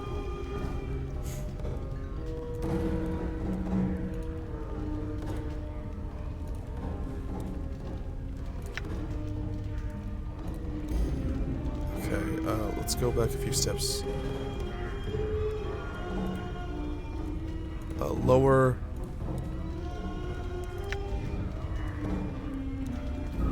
got the war, Carsey. Updated my journal. That's why I was doing it. Alright, so we did neutral, lawful, chaotic, and then boundary planes. Journey. Updated my journal. There was something else. Oh no, okay. Outlands. Back a few steps to the interview. Tell me more about the planes in general. Outer planes, inner planes. Fucking god, man! Updated my journal. I gained an item? Oh no, I just updated my journal. Inner planes. Negative material. Okay, rest of the planes. Prime material. Okay. Negation. Okay, alright, well, I hear you talking about that. Alright, I got other questions. Jesus fucking Christ, man. My god, he just had... Is he my journal? With all the fucking words he yapped? My god. We need to pick at his brain. He might just have a journal inside of him. Alright, I met a woman named Ingress with very bad teeth. She said she had come through a portal from some world that was opened by a tune hummed near two cross trees. Can you get her home? Pauses briefly thinking. Takes out the trash. I have conquered the domains of existence and explored the great wheel of the plains. Also, here, have some teeth. Motherfucker just skill issued us on reading. Listen, look, you can... I'll upload the VOD eventually. It's probably gonna be like 3 months from now when I finish the playthrough. But I'll upload it eventually. Actually, maybe I should start uploading them periodically, because I've had trouble uploading the past like few VODs. I uploaded one Balatro and one Lethal Company from when I was doing the test streams. I uploaded those. They are up on the miscellaneous game list. Maybe I should upload these because it took a fucking while to upload them. Ingress has some Latin roots since ingresso in Italian means entrance. Herbane? Wait. Herbane? I don't know if that's the word. I'm probably mispronouncing it. Afraid of doors, but portals make sense. That's really interesting. I like that. I love it when people get fucking creative with names. He pauses briefly thinking, I know the portal of which you speak, though I have not traveled it these 30 years gone. I will take her home, Seeker. Go tell her to await my arrival, then meet me back here, and I will tell you if I was successful or not. Thank you. Updated my journal. Oh my god, you are a fucking lifesaver. I'm looking for a journal I lost. You might know something. I've seen no journals lately, but for my own. And that has crumpled away into nothingness. My apologies. Fair enough. Farrad grew up to be a collector. How long ago was this? When I set out last, he was but an officious stripling in one of the upper wards. Time does change some people. No, Seeker, I don't know Farrad anymore. I'm willing to bet. Oh, Jesus Christ, you are old. Are you an elf?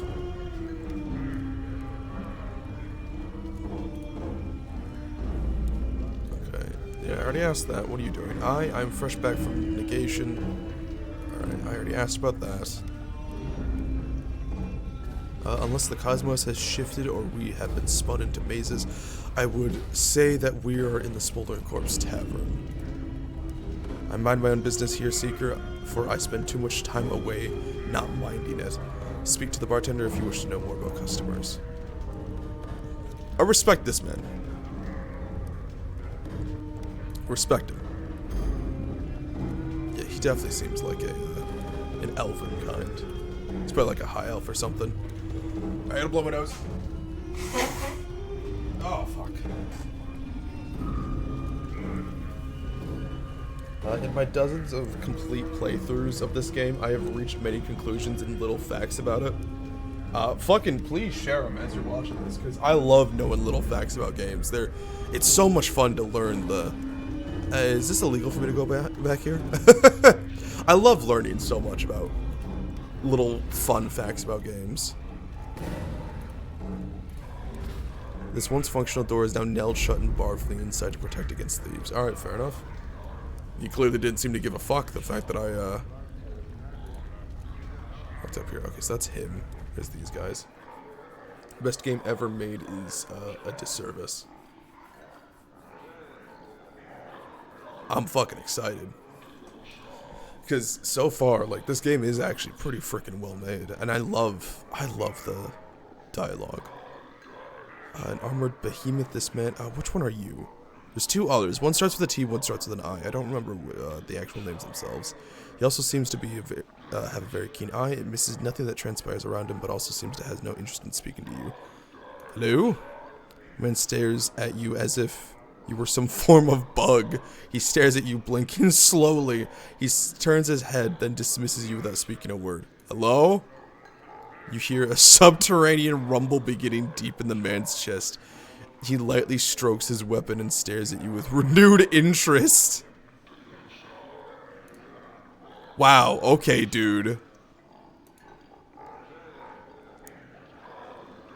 You see a grizzled burly man in spiked armor, his eyes coolly and slowly up and down, evaluating you. Oh, he eyes you, excuse me. He pauses for a time on your face, almost as if it jogs his memory somehow. He sighs, then says, "Can I help you with something, friend?" Do you recognize me? I thought I did, but those pictures are centuries out of date, and the suspected be dead by now. Of course, these are the planes, and stranger things have happened still. And if you're the fella I'm thinking of, it looks like you've served your sentence by the means of pain. What can you tell me about the person you're talking about? 'Twas a particularly brutal criminal from what I understand. This was, of course, centuries ago, immense strength, they said, and enough anger to tear the head from a briar. Wow, okay. Not the fact they have this, and they also have a briar out. Wait, was he outside this tavern? I think he was. No, he was in a different part of the city. Still, they had a briar here, so you have an image of what they are. Again, good world building. That's how you do it. You set up an in-universe example by giving you what it is elsewhere. Like, it's smart. I love this shit. Not Assad to be messing with. Word is he got himself surrounded by a Red Death patrol, escaped through the portal, and hasn't been seen since. He frowns, studying you. Hit pictures of him. Take away some of the scars and you might be related to him. Probably not, though. Sounds like a nasty fellow. I had some questions. What do you want to know? Who are you? Oh, you're Tarner. Okay, so the other one has an eye. What's with the outfit? It's a uniform of a kind. We're the Red Death, mercy killers. We're the justice folks. Someone commits a crime and we bring them to justice. Can you fucking kill, like, the 15 thugs that tried to kill me earlier? Like, Jesus. Tried. They successfully did. We right wrongs too. We want to know more. Go talk to one of the recruiters. Fair enough. Who are your friends?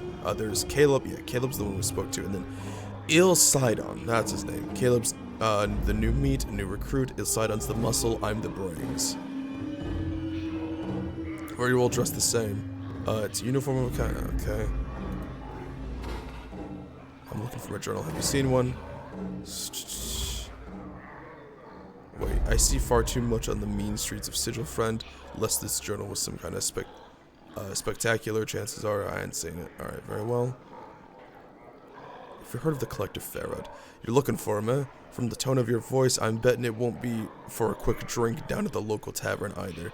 See, I know Farad of old. He's a slippery one, he is, and it'll be a time before we could pin something on him. Problem is, only a fanatic like Valard scrag the guy without even a shred of proof. That's all a long way of saying I don't know where the sod is, but you ought to know he's a suspect, and it won't do you any good to be seen with him. Thanks for the advice. This smoldering corpse. Exactly what I expect, I understand. Alright. I'm also glad the fact that, like, you have fresh meat, experienced, and then this guy, like, you don't talk to him. He's just fucking evil. I'm talking to these guys, though. I see a scaled fiend who looks very similar to the one standing next to him. In addition, the pierce the left ears both are black-hued and reptilian, with bat wings tucked against themselves. This one is missing a tooth on the right. Tigger. I don't know how to say his name. It says, our old friend has returned to pay us a visit. So he has, Ethelgrin. So he has. Yet his eyes do not gleam as they once did. What do you suppose brings him back to us? What does bring you back to us, friend? Who are you? Ah, Ethelgrin, time has robbed our companion's memory. You honestly do not recall us, do you? Truly, I am aggrieved. But As am I, Tigger, truly aggrieved. Yet I rest easy. It has, after all, been many hundreds of years, and we know how the minds of mortals tend to dissipate with age. Ah, well spoken, old friend. We are a pair of Ibashai, on leave from our current assignment in Pator. I am Tigger the Thrice Damned, so named for my ability to find the best in every situation. This is Ethelgrin, who has earned him no special name, though not for lack of trying. Ethelgrin ignores you as it responds to its sorry. Ethelgrin ignores you in response as it responds to his companion. And once again, Tigger, you have cut straight to the truth of the matter, though perhaps it is best not to have earned that sort of notice one bearing the name Thrice Damned must surely have incurred. Mort whispers to you. Boss, I don't like this. They're not supposed to be here. The Blood War hasn't kicked the Celestials' ass bad enough that any fiends can go on Forlu. They want something. Tread carefully. In the meantime, Tigger continues to respond to its companion. In its turn, Tigger ignores you as it replies to its comrade. Once again, I maintain that any notice is better than no notice at all. The Imbashi turns back to you. Old friend, what does this answer your question as to our identities? You know the collector Farid. Farid? I have heard that name. Is he not a sage of some sort? A necromancer? Or is he a diviner of rubbish?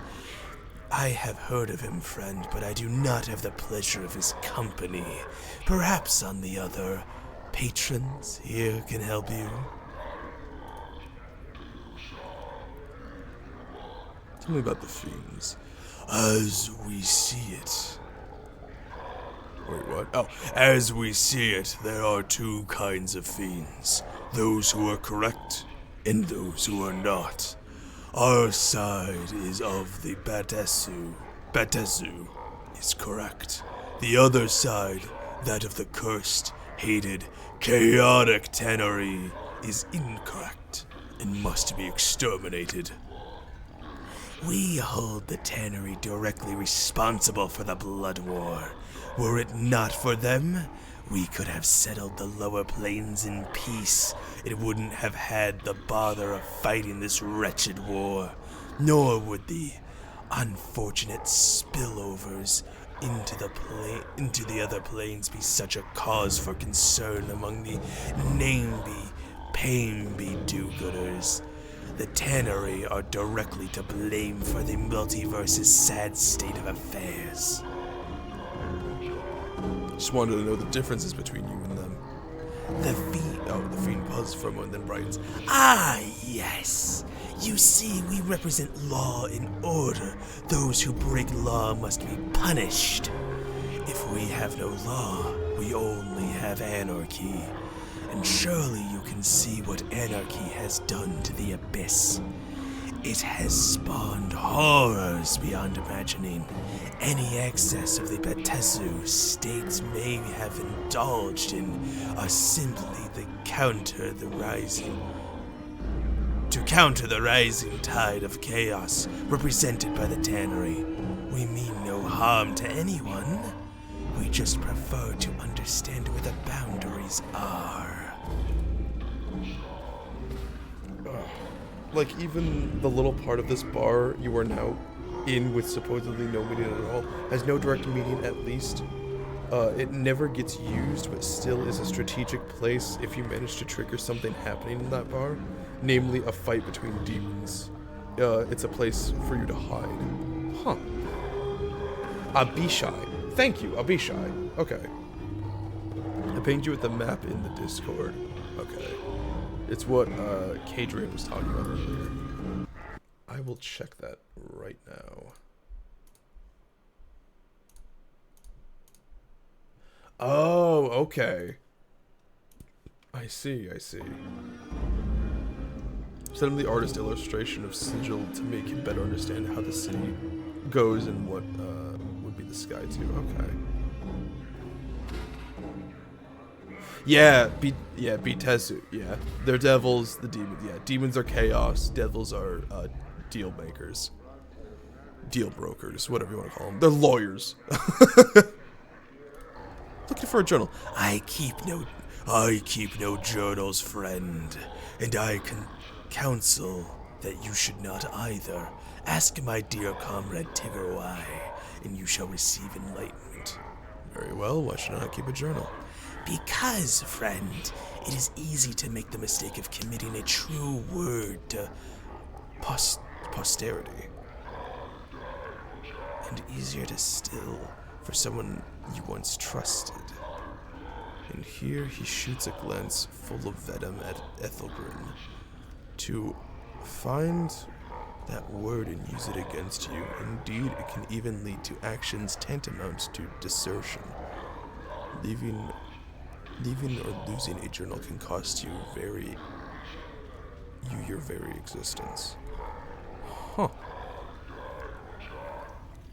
Boss, I'm more sure than ever that these Burks ain't on the up and up. Sounds like to me they're deserted.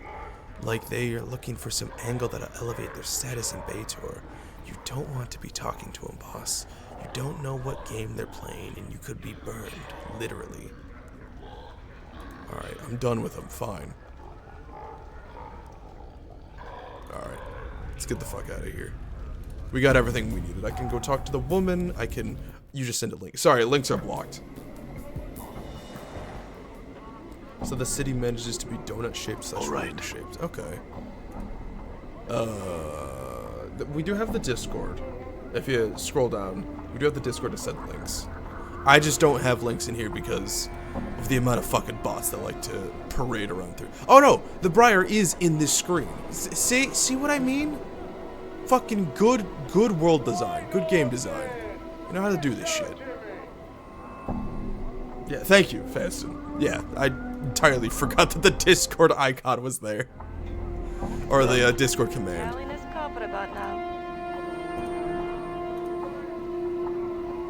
Oh. There we go.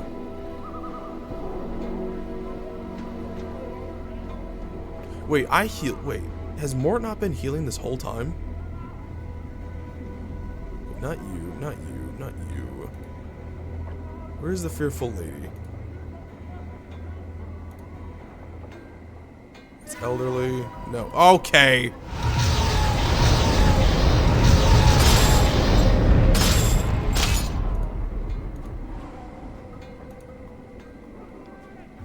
See that? Oh, I thought he died.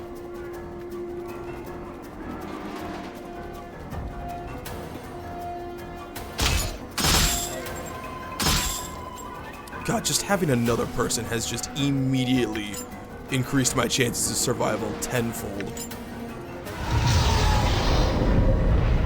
Greetings, Ingress. You? She squints at you. What insists you want me now? I forgot how fucking think her accent is. Not leaving the city? No, so I'm not. Can't try. Ingress, I found someone who can take you back to your home place. I want to go. I want to leave this place. His name is Kadrian. You should be along shortly to help you. Trust him, alright? Says nothing, merely nods quietly, her teeth chattering inside her mouth. I'll go meet Kadrian in the smoldering corpse bar and make sure everything turned out alright. Updated my journal. Or we can go back to her. Or go back to him. Whatever. Same diff.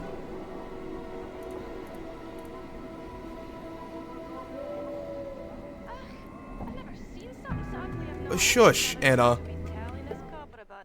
Shush. I'm gone. Bastard. Alright. Down here. No, into the tavern, fuck ass.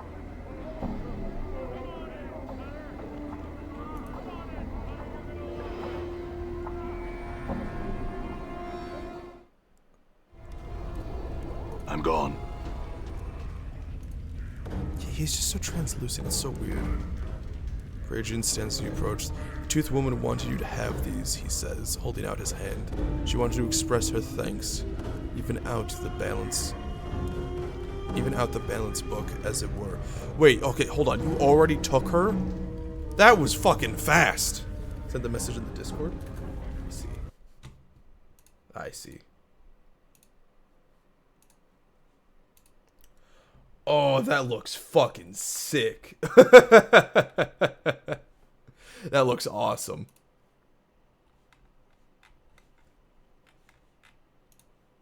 I love that. I love artistic representations of like old games like these. Okay. I wanted to express her thanks. Yeah, even the book. I'm done with the damned things. In the palm of his hand, Ignis his dancing teeth. He smoothly deposits them into your hand. Enjoy Updated them. my journal. What did we get? Oh. Oh. I see. Oh, it's a weapon. Usable only by Mort. Okay. We have new teeth for Mort.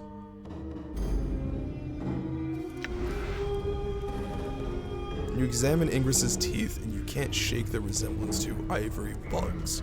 You get the feeling that they are looking at you expectantly, awaiting some command.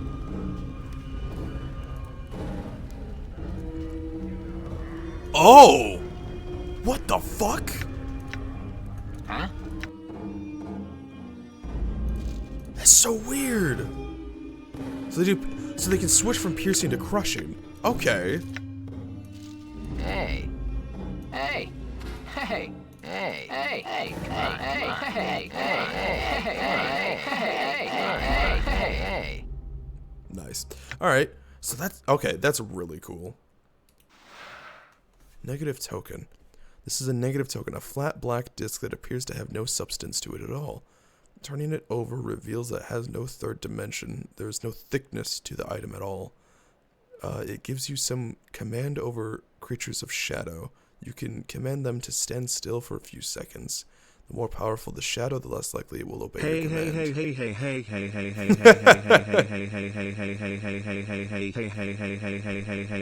Hey. As an added benefit, as long as this token is carried by any of your party members, it acts as a ward against shadows and will not prevent shadows from attacking your group, but the shadows will find it more difficult to harm you while the token is carried. That is convenient as all hell. We'll put this, that's ground. Put this on myself. Good as done. What? Wait, where's me? All right. Done. Alright, so we spoke to him. Alright, so we have...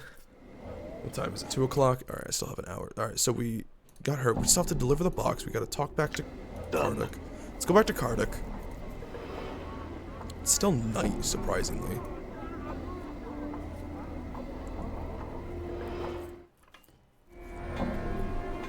I'm gone.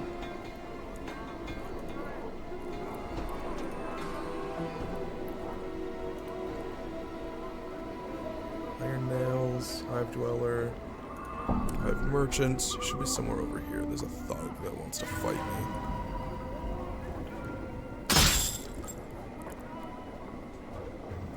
pussy. Back here. Stop running. Bitch ass. Give me that rusty ass dagger. Oh, okay, okay. You want to fight now too?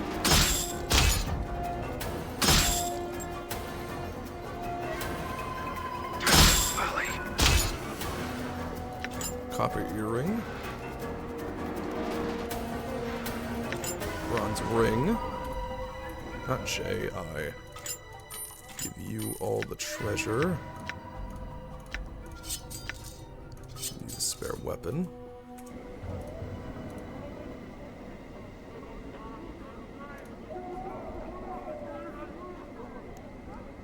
See, Credix's skull has deepened since you first saw him. It looks like he's about to crack his face. Wait, crack his face? Not someone? Is that right? Where is he then? You said pike off and that you were a low sort. Updated my journal. His face turns bright red and his face cracks to a snarl. Damned be his name. May all the evils of the plains hound his footsteps. A blistering stream of insults, threats, and speculations about Jahili's family. Roots issues from New taunts, alright. Oh, Mort clicks his teeth together as Craddock builds up steam. You can almost hear him taking notes inside his skull. Damn that Jahil. Alright.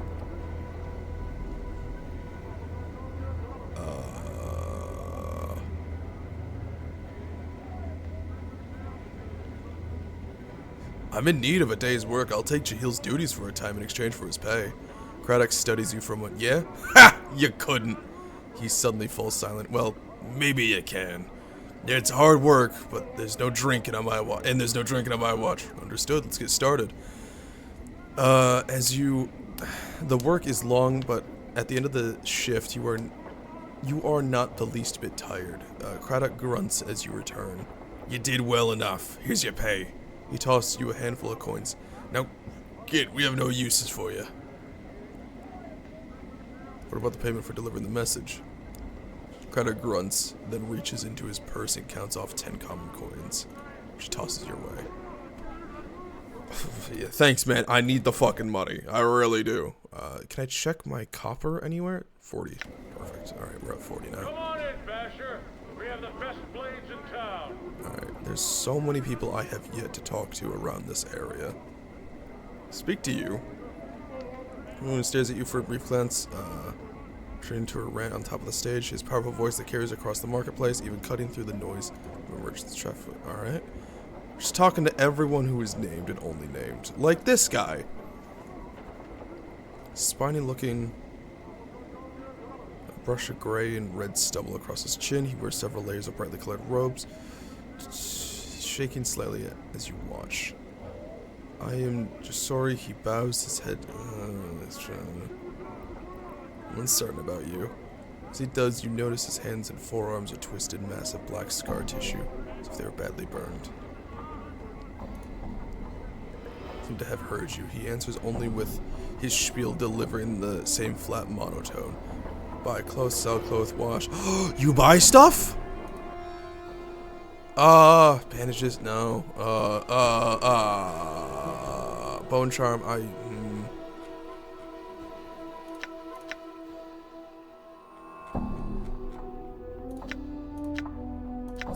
Sweet.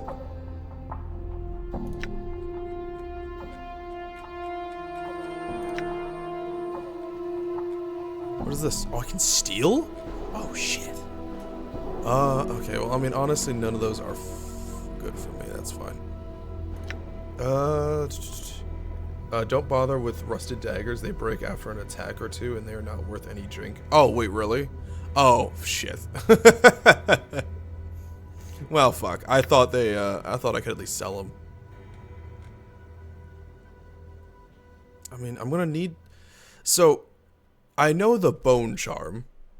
I know this bone charm is needed to get the fuck out of the mortuary. Do I still need the bone charm? Like, should I focus on keeping at least one charm in case I ever need it? Or once I activate the portal, then it is always active?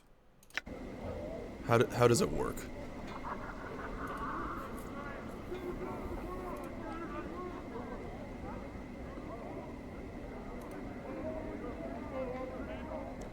Okay, well, you know what?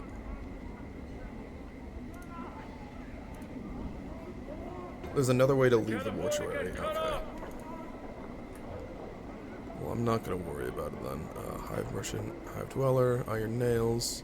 Name, you have a name too. Oh, there's another guy with a name. Lim. See a thin, yellow-skinned humanoid covered with a variety of dazzling tattoos. His eyebrows have been accented with black charcoal lines, and his teeth are filed to points. Excuse me. Sees you and waves over to you, rattling the dice in his hand. He is about to speak when his eyes, shining in black like orbs of jet, fall upon Dagon. Oh, you're a gift Yankee, aren't you? Two of them stare silently at one another for a moment before the tattooed Githzerai gaze returns to you. His voice is low and raspy. Oh no, you're both Githzerai, aren't you? Greets you. You have come to play a game, yes? Sure, I'll play. Reaches into his tunic and pulls out a coin. This coin, your coin. Places it at your feet and pulls out another. This coin, Goha's. Or Gao's. Gaoha's? Gao. I'm just gonna keep saying Goha. I don't care. He places it at his own feet. Then holds up 2 dice between his thumb and index finger. The dice, we both roll one, yes? You roll higher, both coins. Oh! He snatches the coins from the ground and proffers them to you. Yours. Goha roll higher. He quickly tucks the copper back into his tunic. Mine. Neither rolls higher. The coins stay. Another roll. Okay. It's pure luck. But we have plenty. I'm gonna bet 25. Yes! You both roll in the dice until you roll higher. You pick up the coins and put them away. Goha is frowning. It is enough for now, but perhaps we shall play again later, you and I. Alright, farewell. Respected. Okay,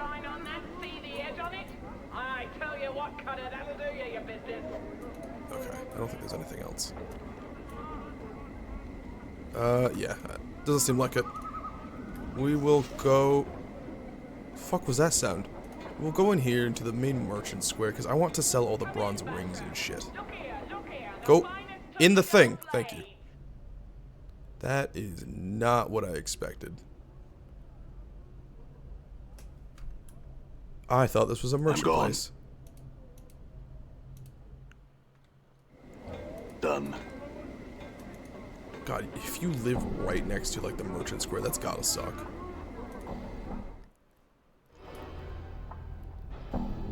You have a name. And a loud booming voice was, "What is the name of the abyss and what are you doing in my house? Leave." Okay. I mean, your door was just open. Done.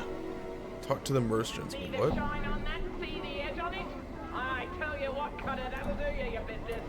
But like each merchant, like, I don't... Sour-faced old fellow appears to be selling various weapons. Oh, come on over. Come see my blades.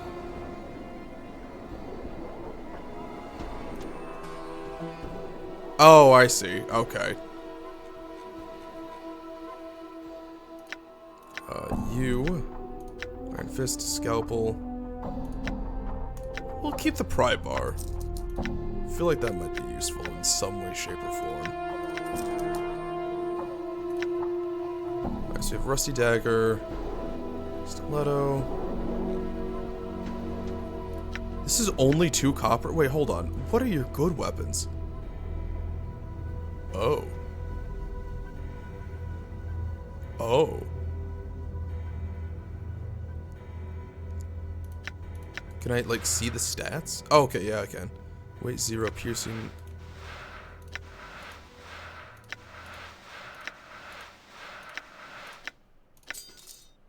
Oh, that's only 15. I mean, fuck yeah. Identify. Well, I mean, how much? I got 500. I'm gonna save it for now.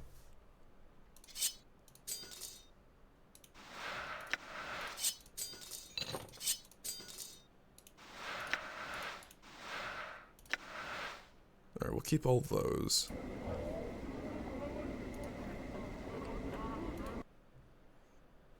Alright, I can identify this. Minor Copper Blessing. You have received this small earring from folding a note in the mouth of one of the walking corpses of the mortuary. It's a beautiful earring. It gives the wearer 33 copper commons. Wait, what? This earring carries a minor blessing from one of the gods of wealth on some backwater prime world. When held in hand and the word copper is whispered, it gives the wearer 33 copper. What? Hold on.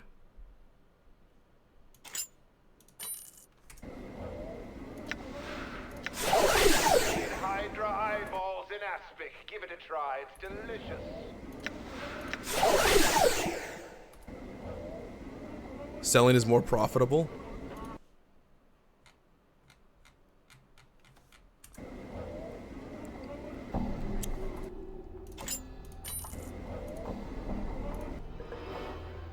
Oh, wow. Okay, yeah, that is just barely more profitable. You profit 1 more copper and you sell it for 100. Well, I mean, I did just find a cheat that gave me more. You need the 500 to buy back your eyeball. Well, I mean, this made it back, did it not?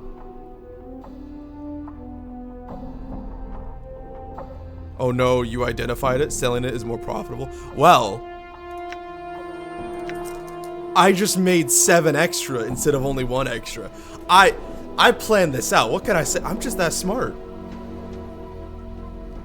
With all 3 charges, it sells for 100. Yeah, but then I made 66 off of using it, and then sold it. Yeah, I don't know what the fuck's going on with it. Oh wait, you also have a name. Who are you? This toothless old crone. I don't know what the fuck's going on with it. Old games are weird.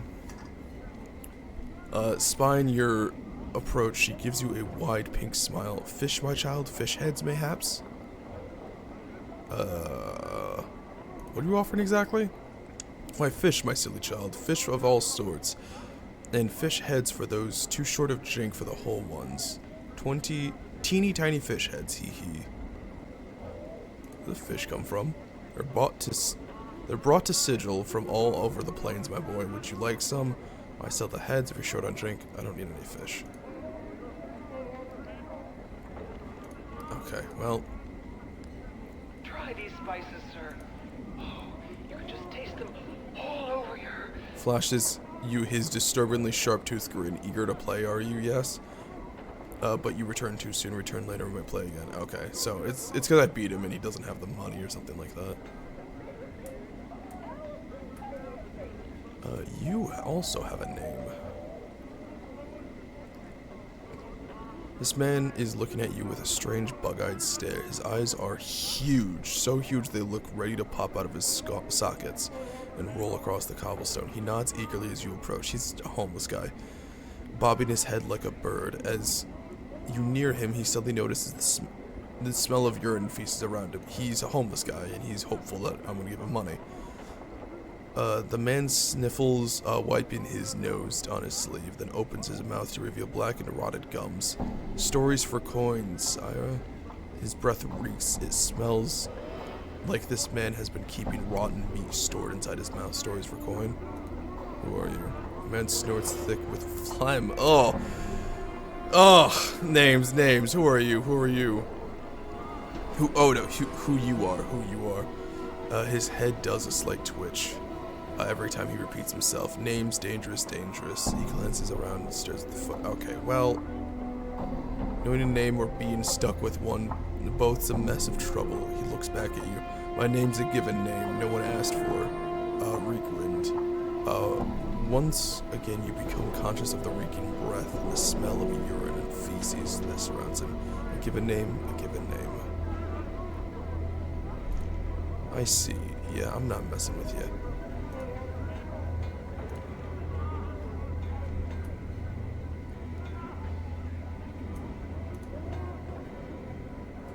Who are you? This old woman stands slightly by the wall, staring off into the distance. She seems to be unconcerned with the flow of traffic around her and clutches a wooden pole, with which dozens of small fish are dangling. What the fuck is going on downstairs?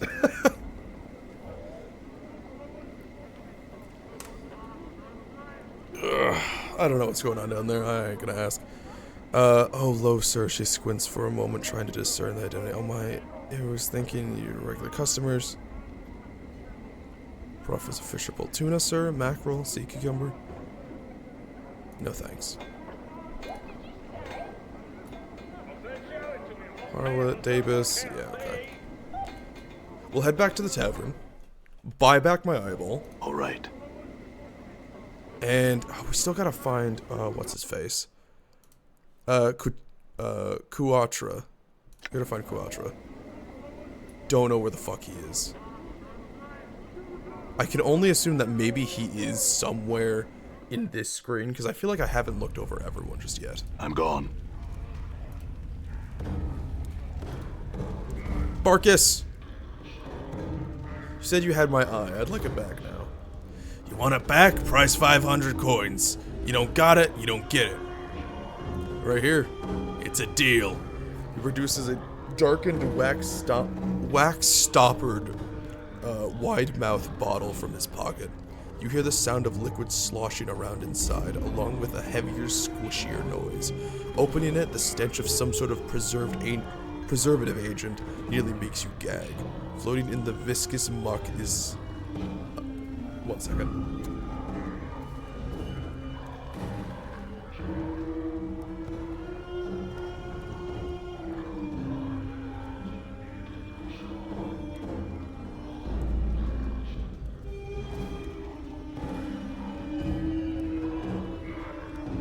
I have discovered why there was shit going on downstairs. So, someone came by to pick up one of my roommates to go hiking, so he decided to knock on my door just to interrupt me streaming. Fucking bastard. Alright. We got the eyeball, yes. Tear out your eyeball. Place it in its socket. Watch it rot. Wait. Makes you get floating the viscous muck is an eyeball. You'd better figure out what you want to do with it. Now you've exposed it to the air. It might as well just be a pickled egg in the jar. For all good. Okay. I could watch it rot. Do I just want to see what happens? I'm kind of tempted to just see what happens.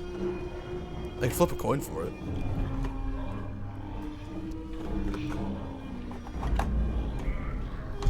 No!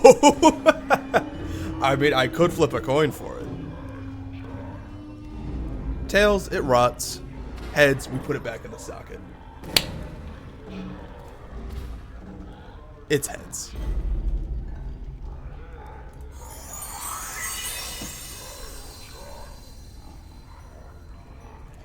Alright, with a moment's hesitation, you reach into your socket and pop your eye back. You pop your eye into the palm of your hand. Thank you, brain.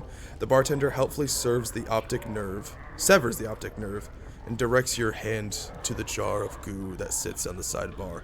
You deposit your eye in the preservative, wrap your fingers around the old one, and slid it back into your empty eye socket. The pain of this entire operation is incredible. After a moment, though, you can feel the optic nerve reattaching itself to this new eye, and suddenly you are hit by a flash of memory. Absorb it. Memory flash. A vast expanse of chaotic, ever-changing wasteland stretching before you. A group of humanoid vultures plummeting toward you. Cruel weapons ready to strike, and your own shining blade clutching tight in your fist. Three tufts surround you, in the colors of an enemy you can't quite place. Long daggers glistening in your hands, and the light glints cruelly from their exposed teeth. You glance at your scarred hands, and know that soon they'll be covered in blood. An enormous frog-like creature comes bounding over through under chaos stuff, headed for you with a mouthful of teeth. You hurl your javelin through the shifting matter and pin the creature to a sudden stone plinth. You have recalled some of your lost fighting skills.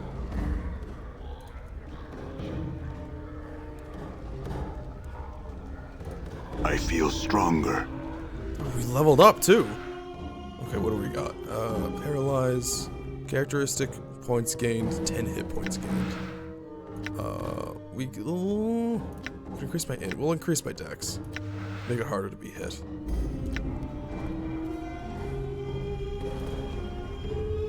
Alright, I do kinda wanna help her out.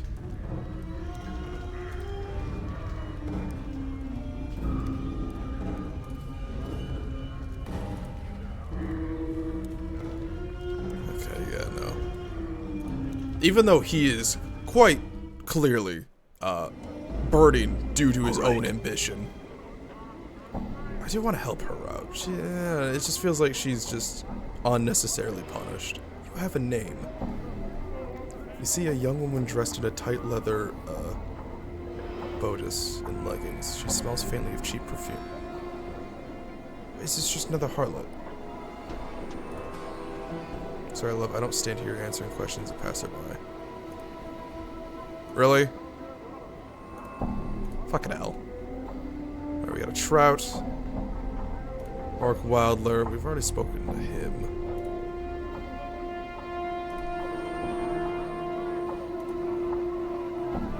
Harlots. Wow, there's a lot of whores around here. Spoke to him. Githzerai townsperson.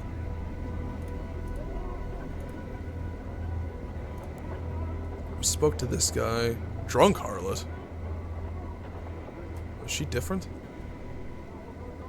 Put more into wisdom when you can. I did some reading since I've started replaying it myself, and wisdom is literally the most important stat. Okay. I'll keep that in mind then.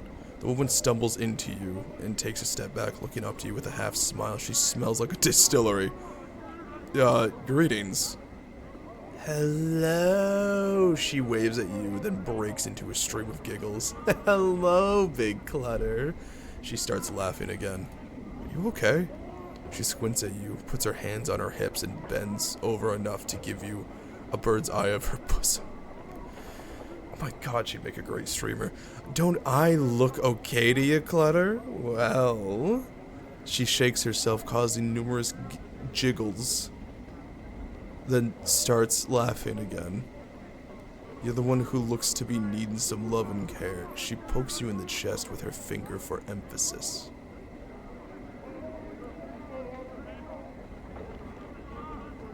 Yeah, anyway. I can help you. Aren't you a demanding cutter? Well, swoop me off my feet with such flattery. Yeah, never mind. Whoa, whoa, whoa, whoa, whoa. You're about to turn away. When you stop in your tracks, you suddenly have the feeling of something is wrong, and with this feeling, you come to the realization that the woman's drunkenness is just an act. If you take a closer look, you can see the harlot tucking something into her sleeve.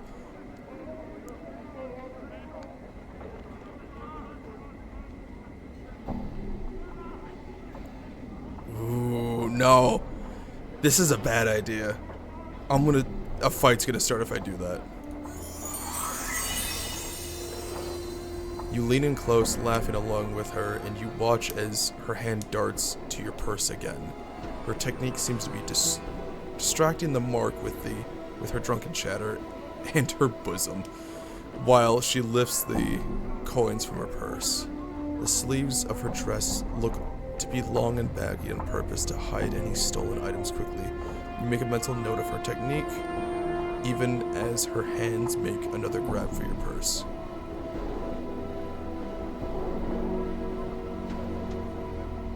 I can't grab her hand. Attacking her is a horrible idea. She's just gonna scream rape if I do. What are you doing? The woman's drunk expression evaporates and she starts screaming at the top of her lungs. Alright then. Come here. Wait. I'm gone. Where the fuck am I now? Oh, you! You're the one I need to talk to. Moving from box to box, this man seems to be totally immersed in counting boxes and scribbling results down into a piece of parchment. He looks annoyed that you interrupt him. What is it now? Can't you see I'm busy taking inventory? Go bother someone else. Well, why don't you just say that so in the first place? Let's see what you got for me. Mar told me to give this to you. As you hold out the box, it turns from one of interest to one of intense horror. No! Please, get that away from me! I don't understand. Why are you afraid of this box? I said get back! Death! Evil! Had to dupe Mar! Couldn't take it anymore, please! Take Nebraskan! Live Southwest Hive! Me! No! Apparently the side of the box is just too much for him and he runs away screaming. Updated my journal. Okay. That, was interesting.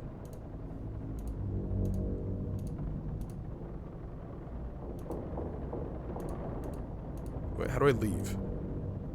There we go.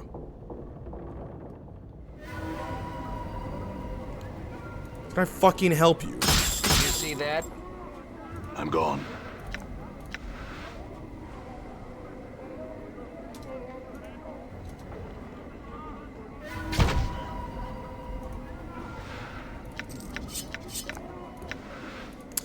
Well, I didn't want to have to do that.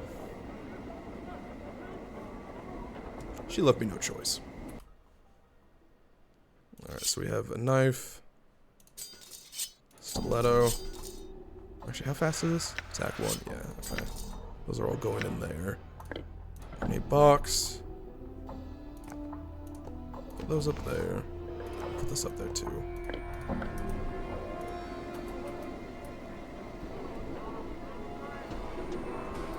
Okay, so I have to take this to who now?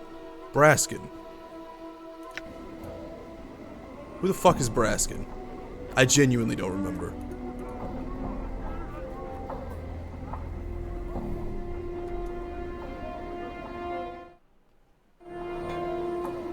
I'm gone.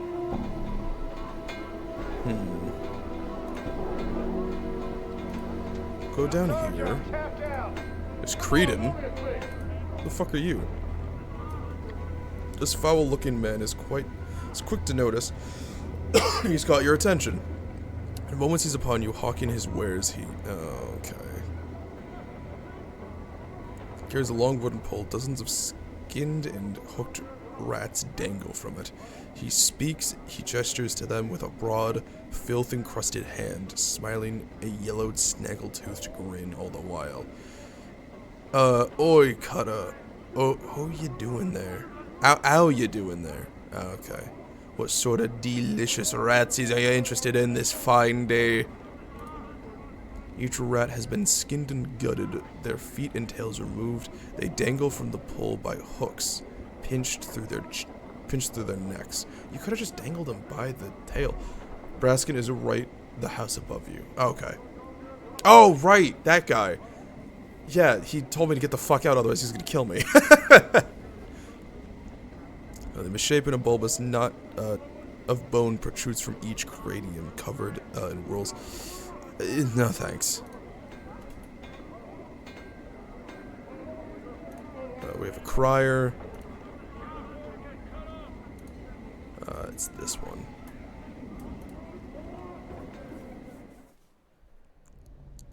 Yeah, Braskin.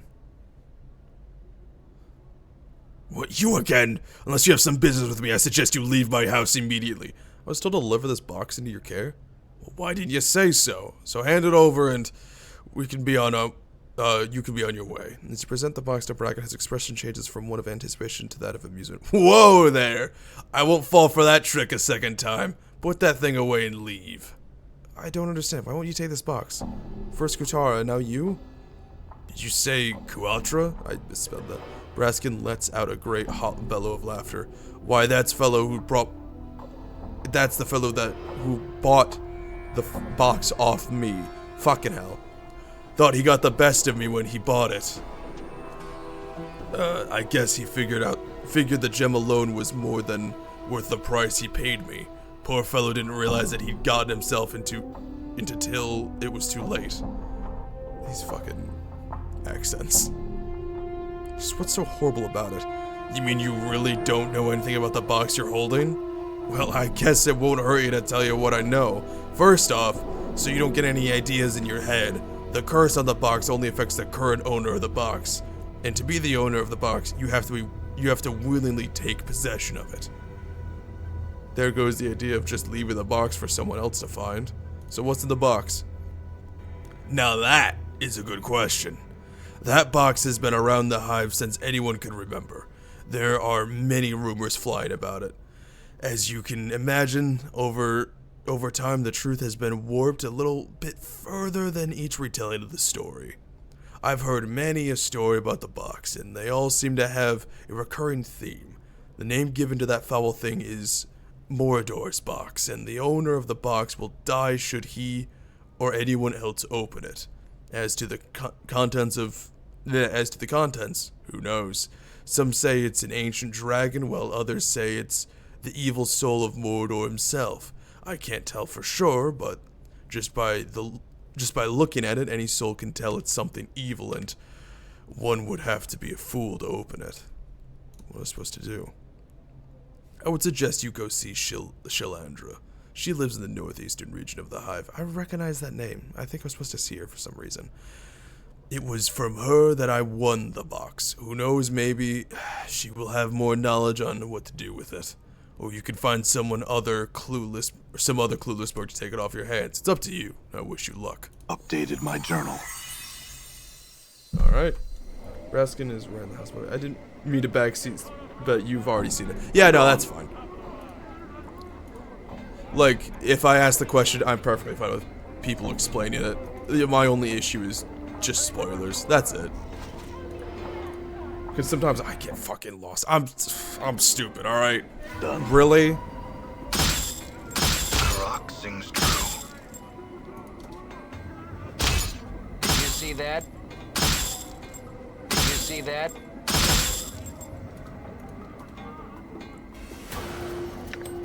Bronze.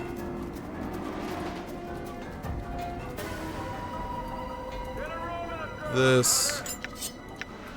And we killed 3. Where's the other one? Yes, it's not around here. Come on, Cutter, come on in here. You want to sleep? Fuck out of my way. No! Out here. Come on inside. We got a warm bed.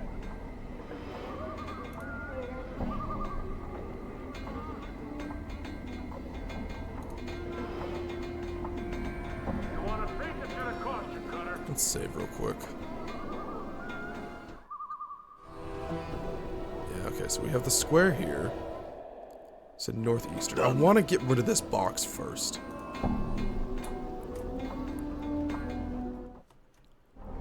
Done. Hey, pussy shit. Get back here. The corner of your ass.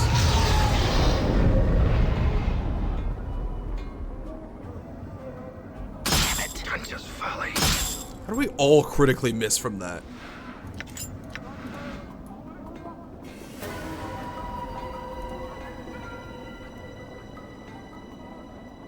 Alright, northeastern. Is there a way over here to leave?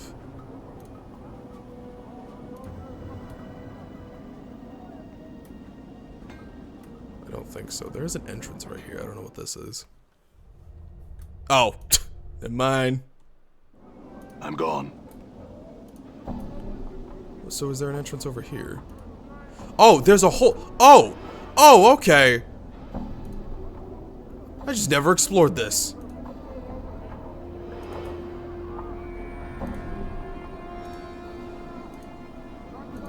I somehow perfectly avoided all of it.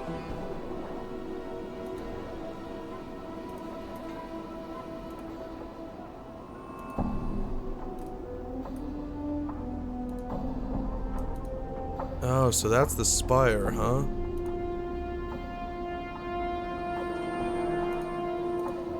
Okay. Can I enter? You see a pale-faced dustman standing guard over the front gate as he's staring off into the city rooftops with a distant expression. As you approach, he faces you. I'd like to enter the mortuary. What's your purpose with the mortuary? I'm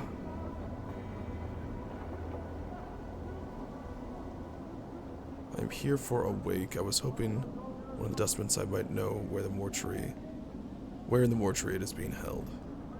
I don't know. I don't remember what a wake is.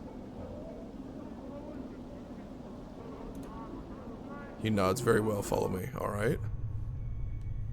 Done. Oh, so this. Okay, so this is the other entrance. Whoa. You state your business. I'm here to see the thing.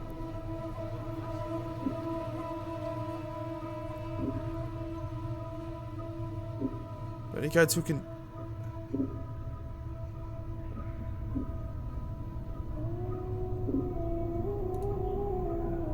Dustman frowns. He seems skeptical. There are guides that can direct you to the antechamber. Do not wander the mortuary unescorted. Thank you for assistance. I will speak to a guide. No, just leave. Motherfucker, I was literally allowed inside. Piss off. Alright, so this is the other entrance. Got it.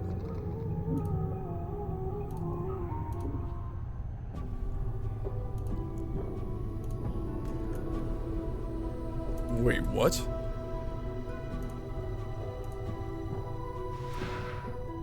Oh. Okay, well I did destroy the 4 skeletons that were here.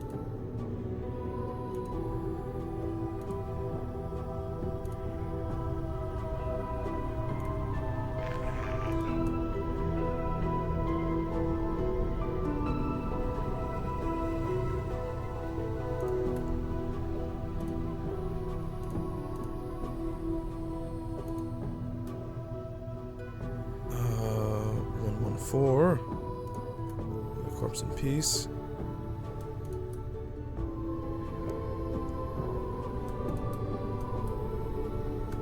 Keep moving. Keep moving. Don't stop.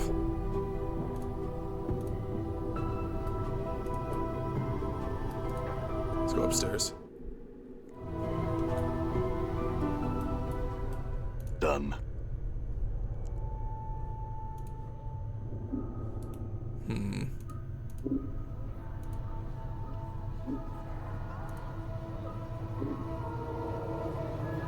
Well, let's go see where our little anarchist buddy is. See how he's doing.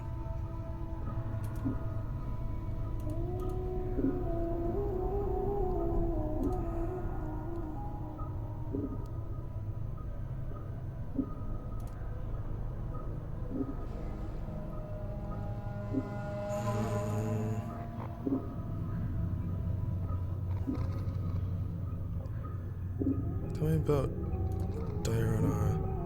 Who's she? Alright, yeah, never mind.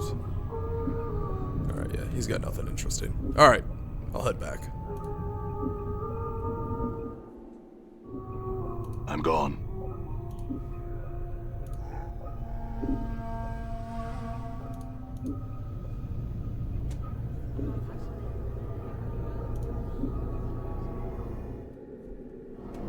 Done. Alright, so that is all explored. That's the thing.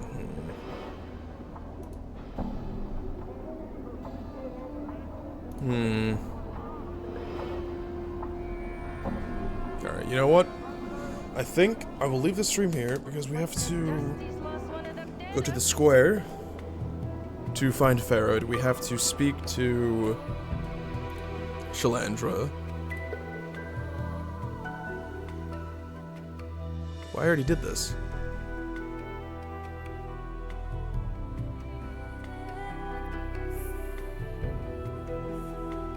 Oh, I have to go back and tell Bean. Okay. Bean!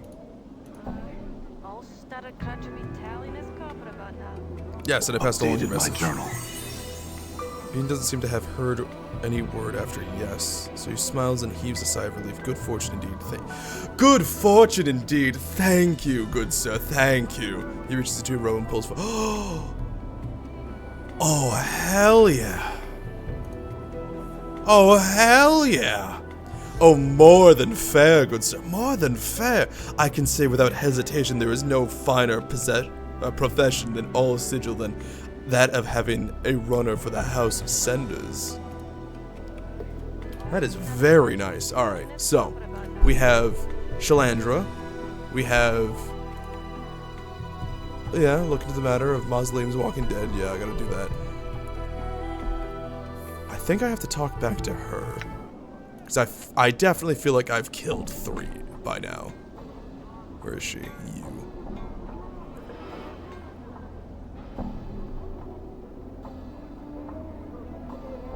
Okay, I guess I still haven't done that. Alright, well we gotta kill 3 of those.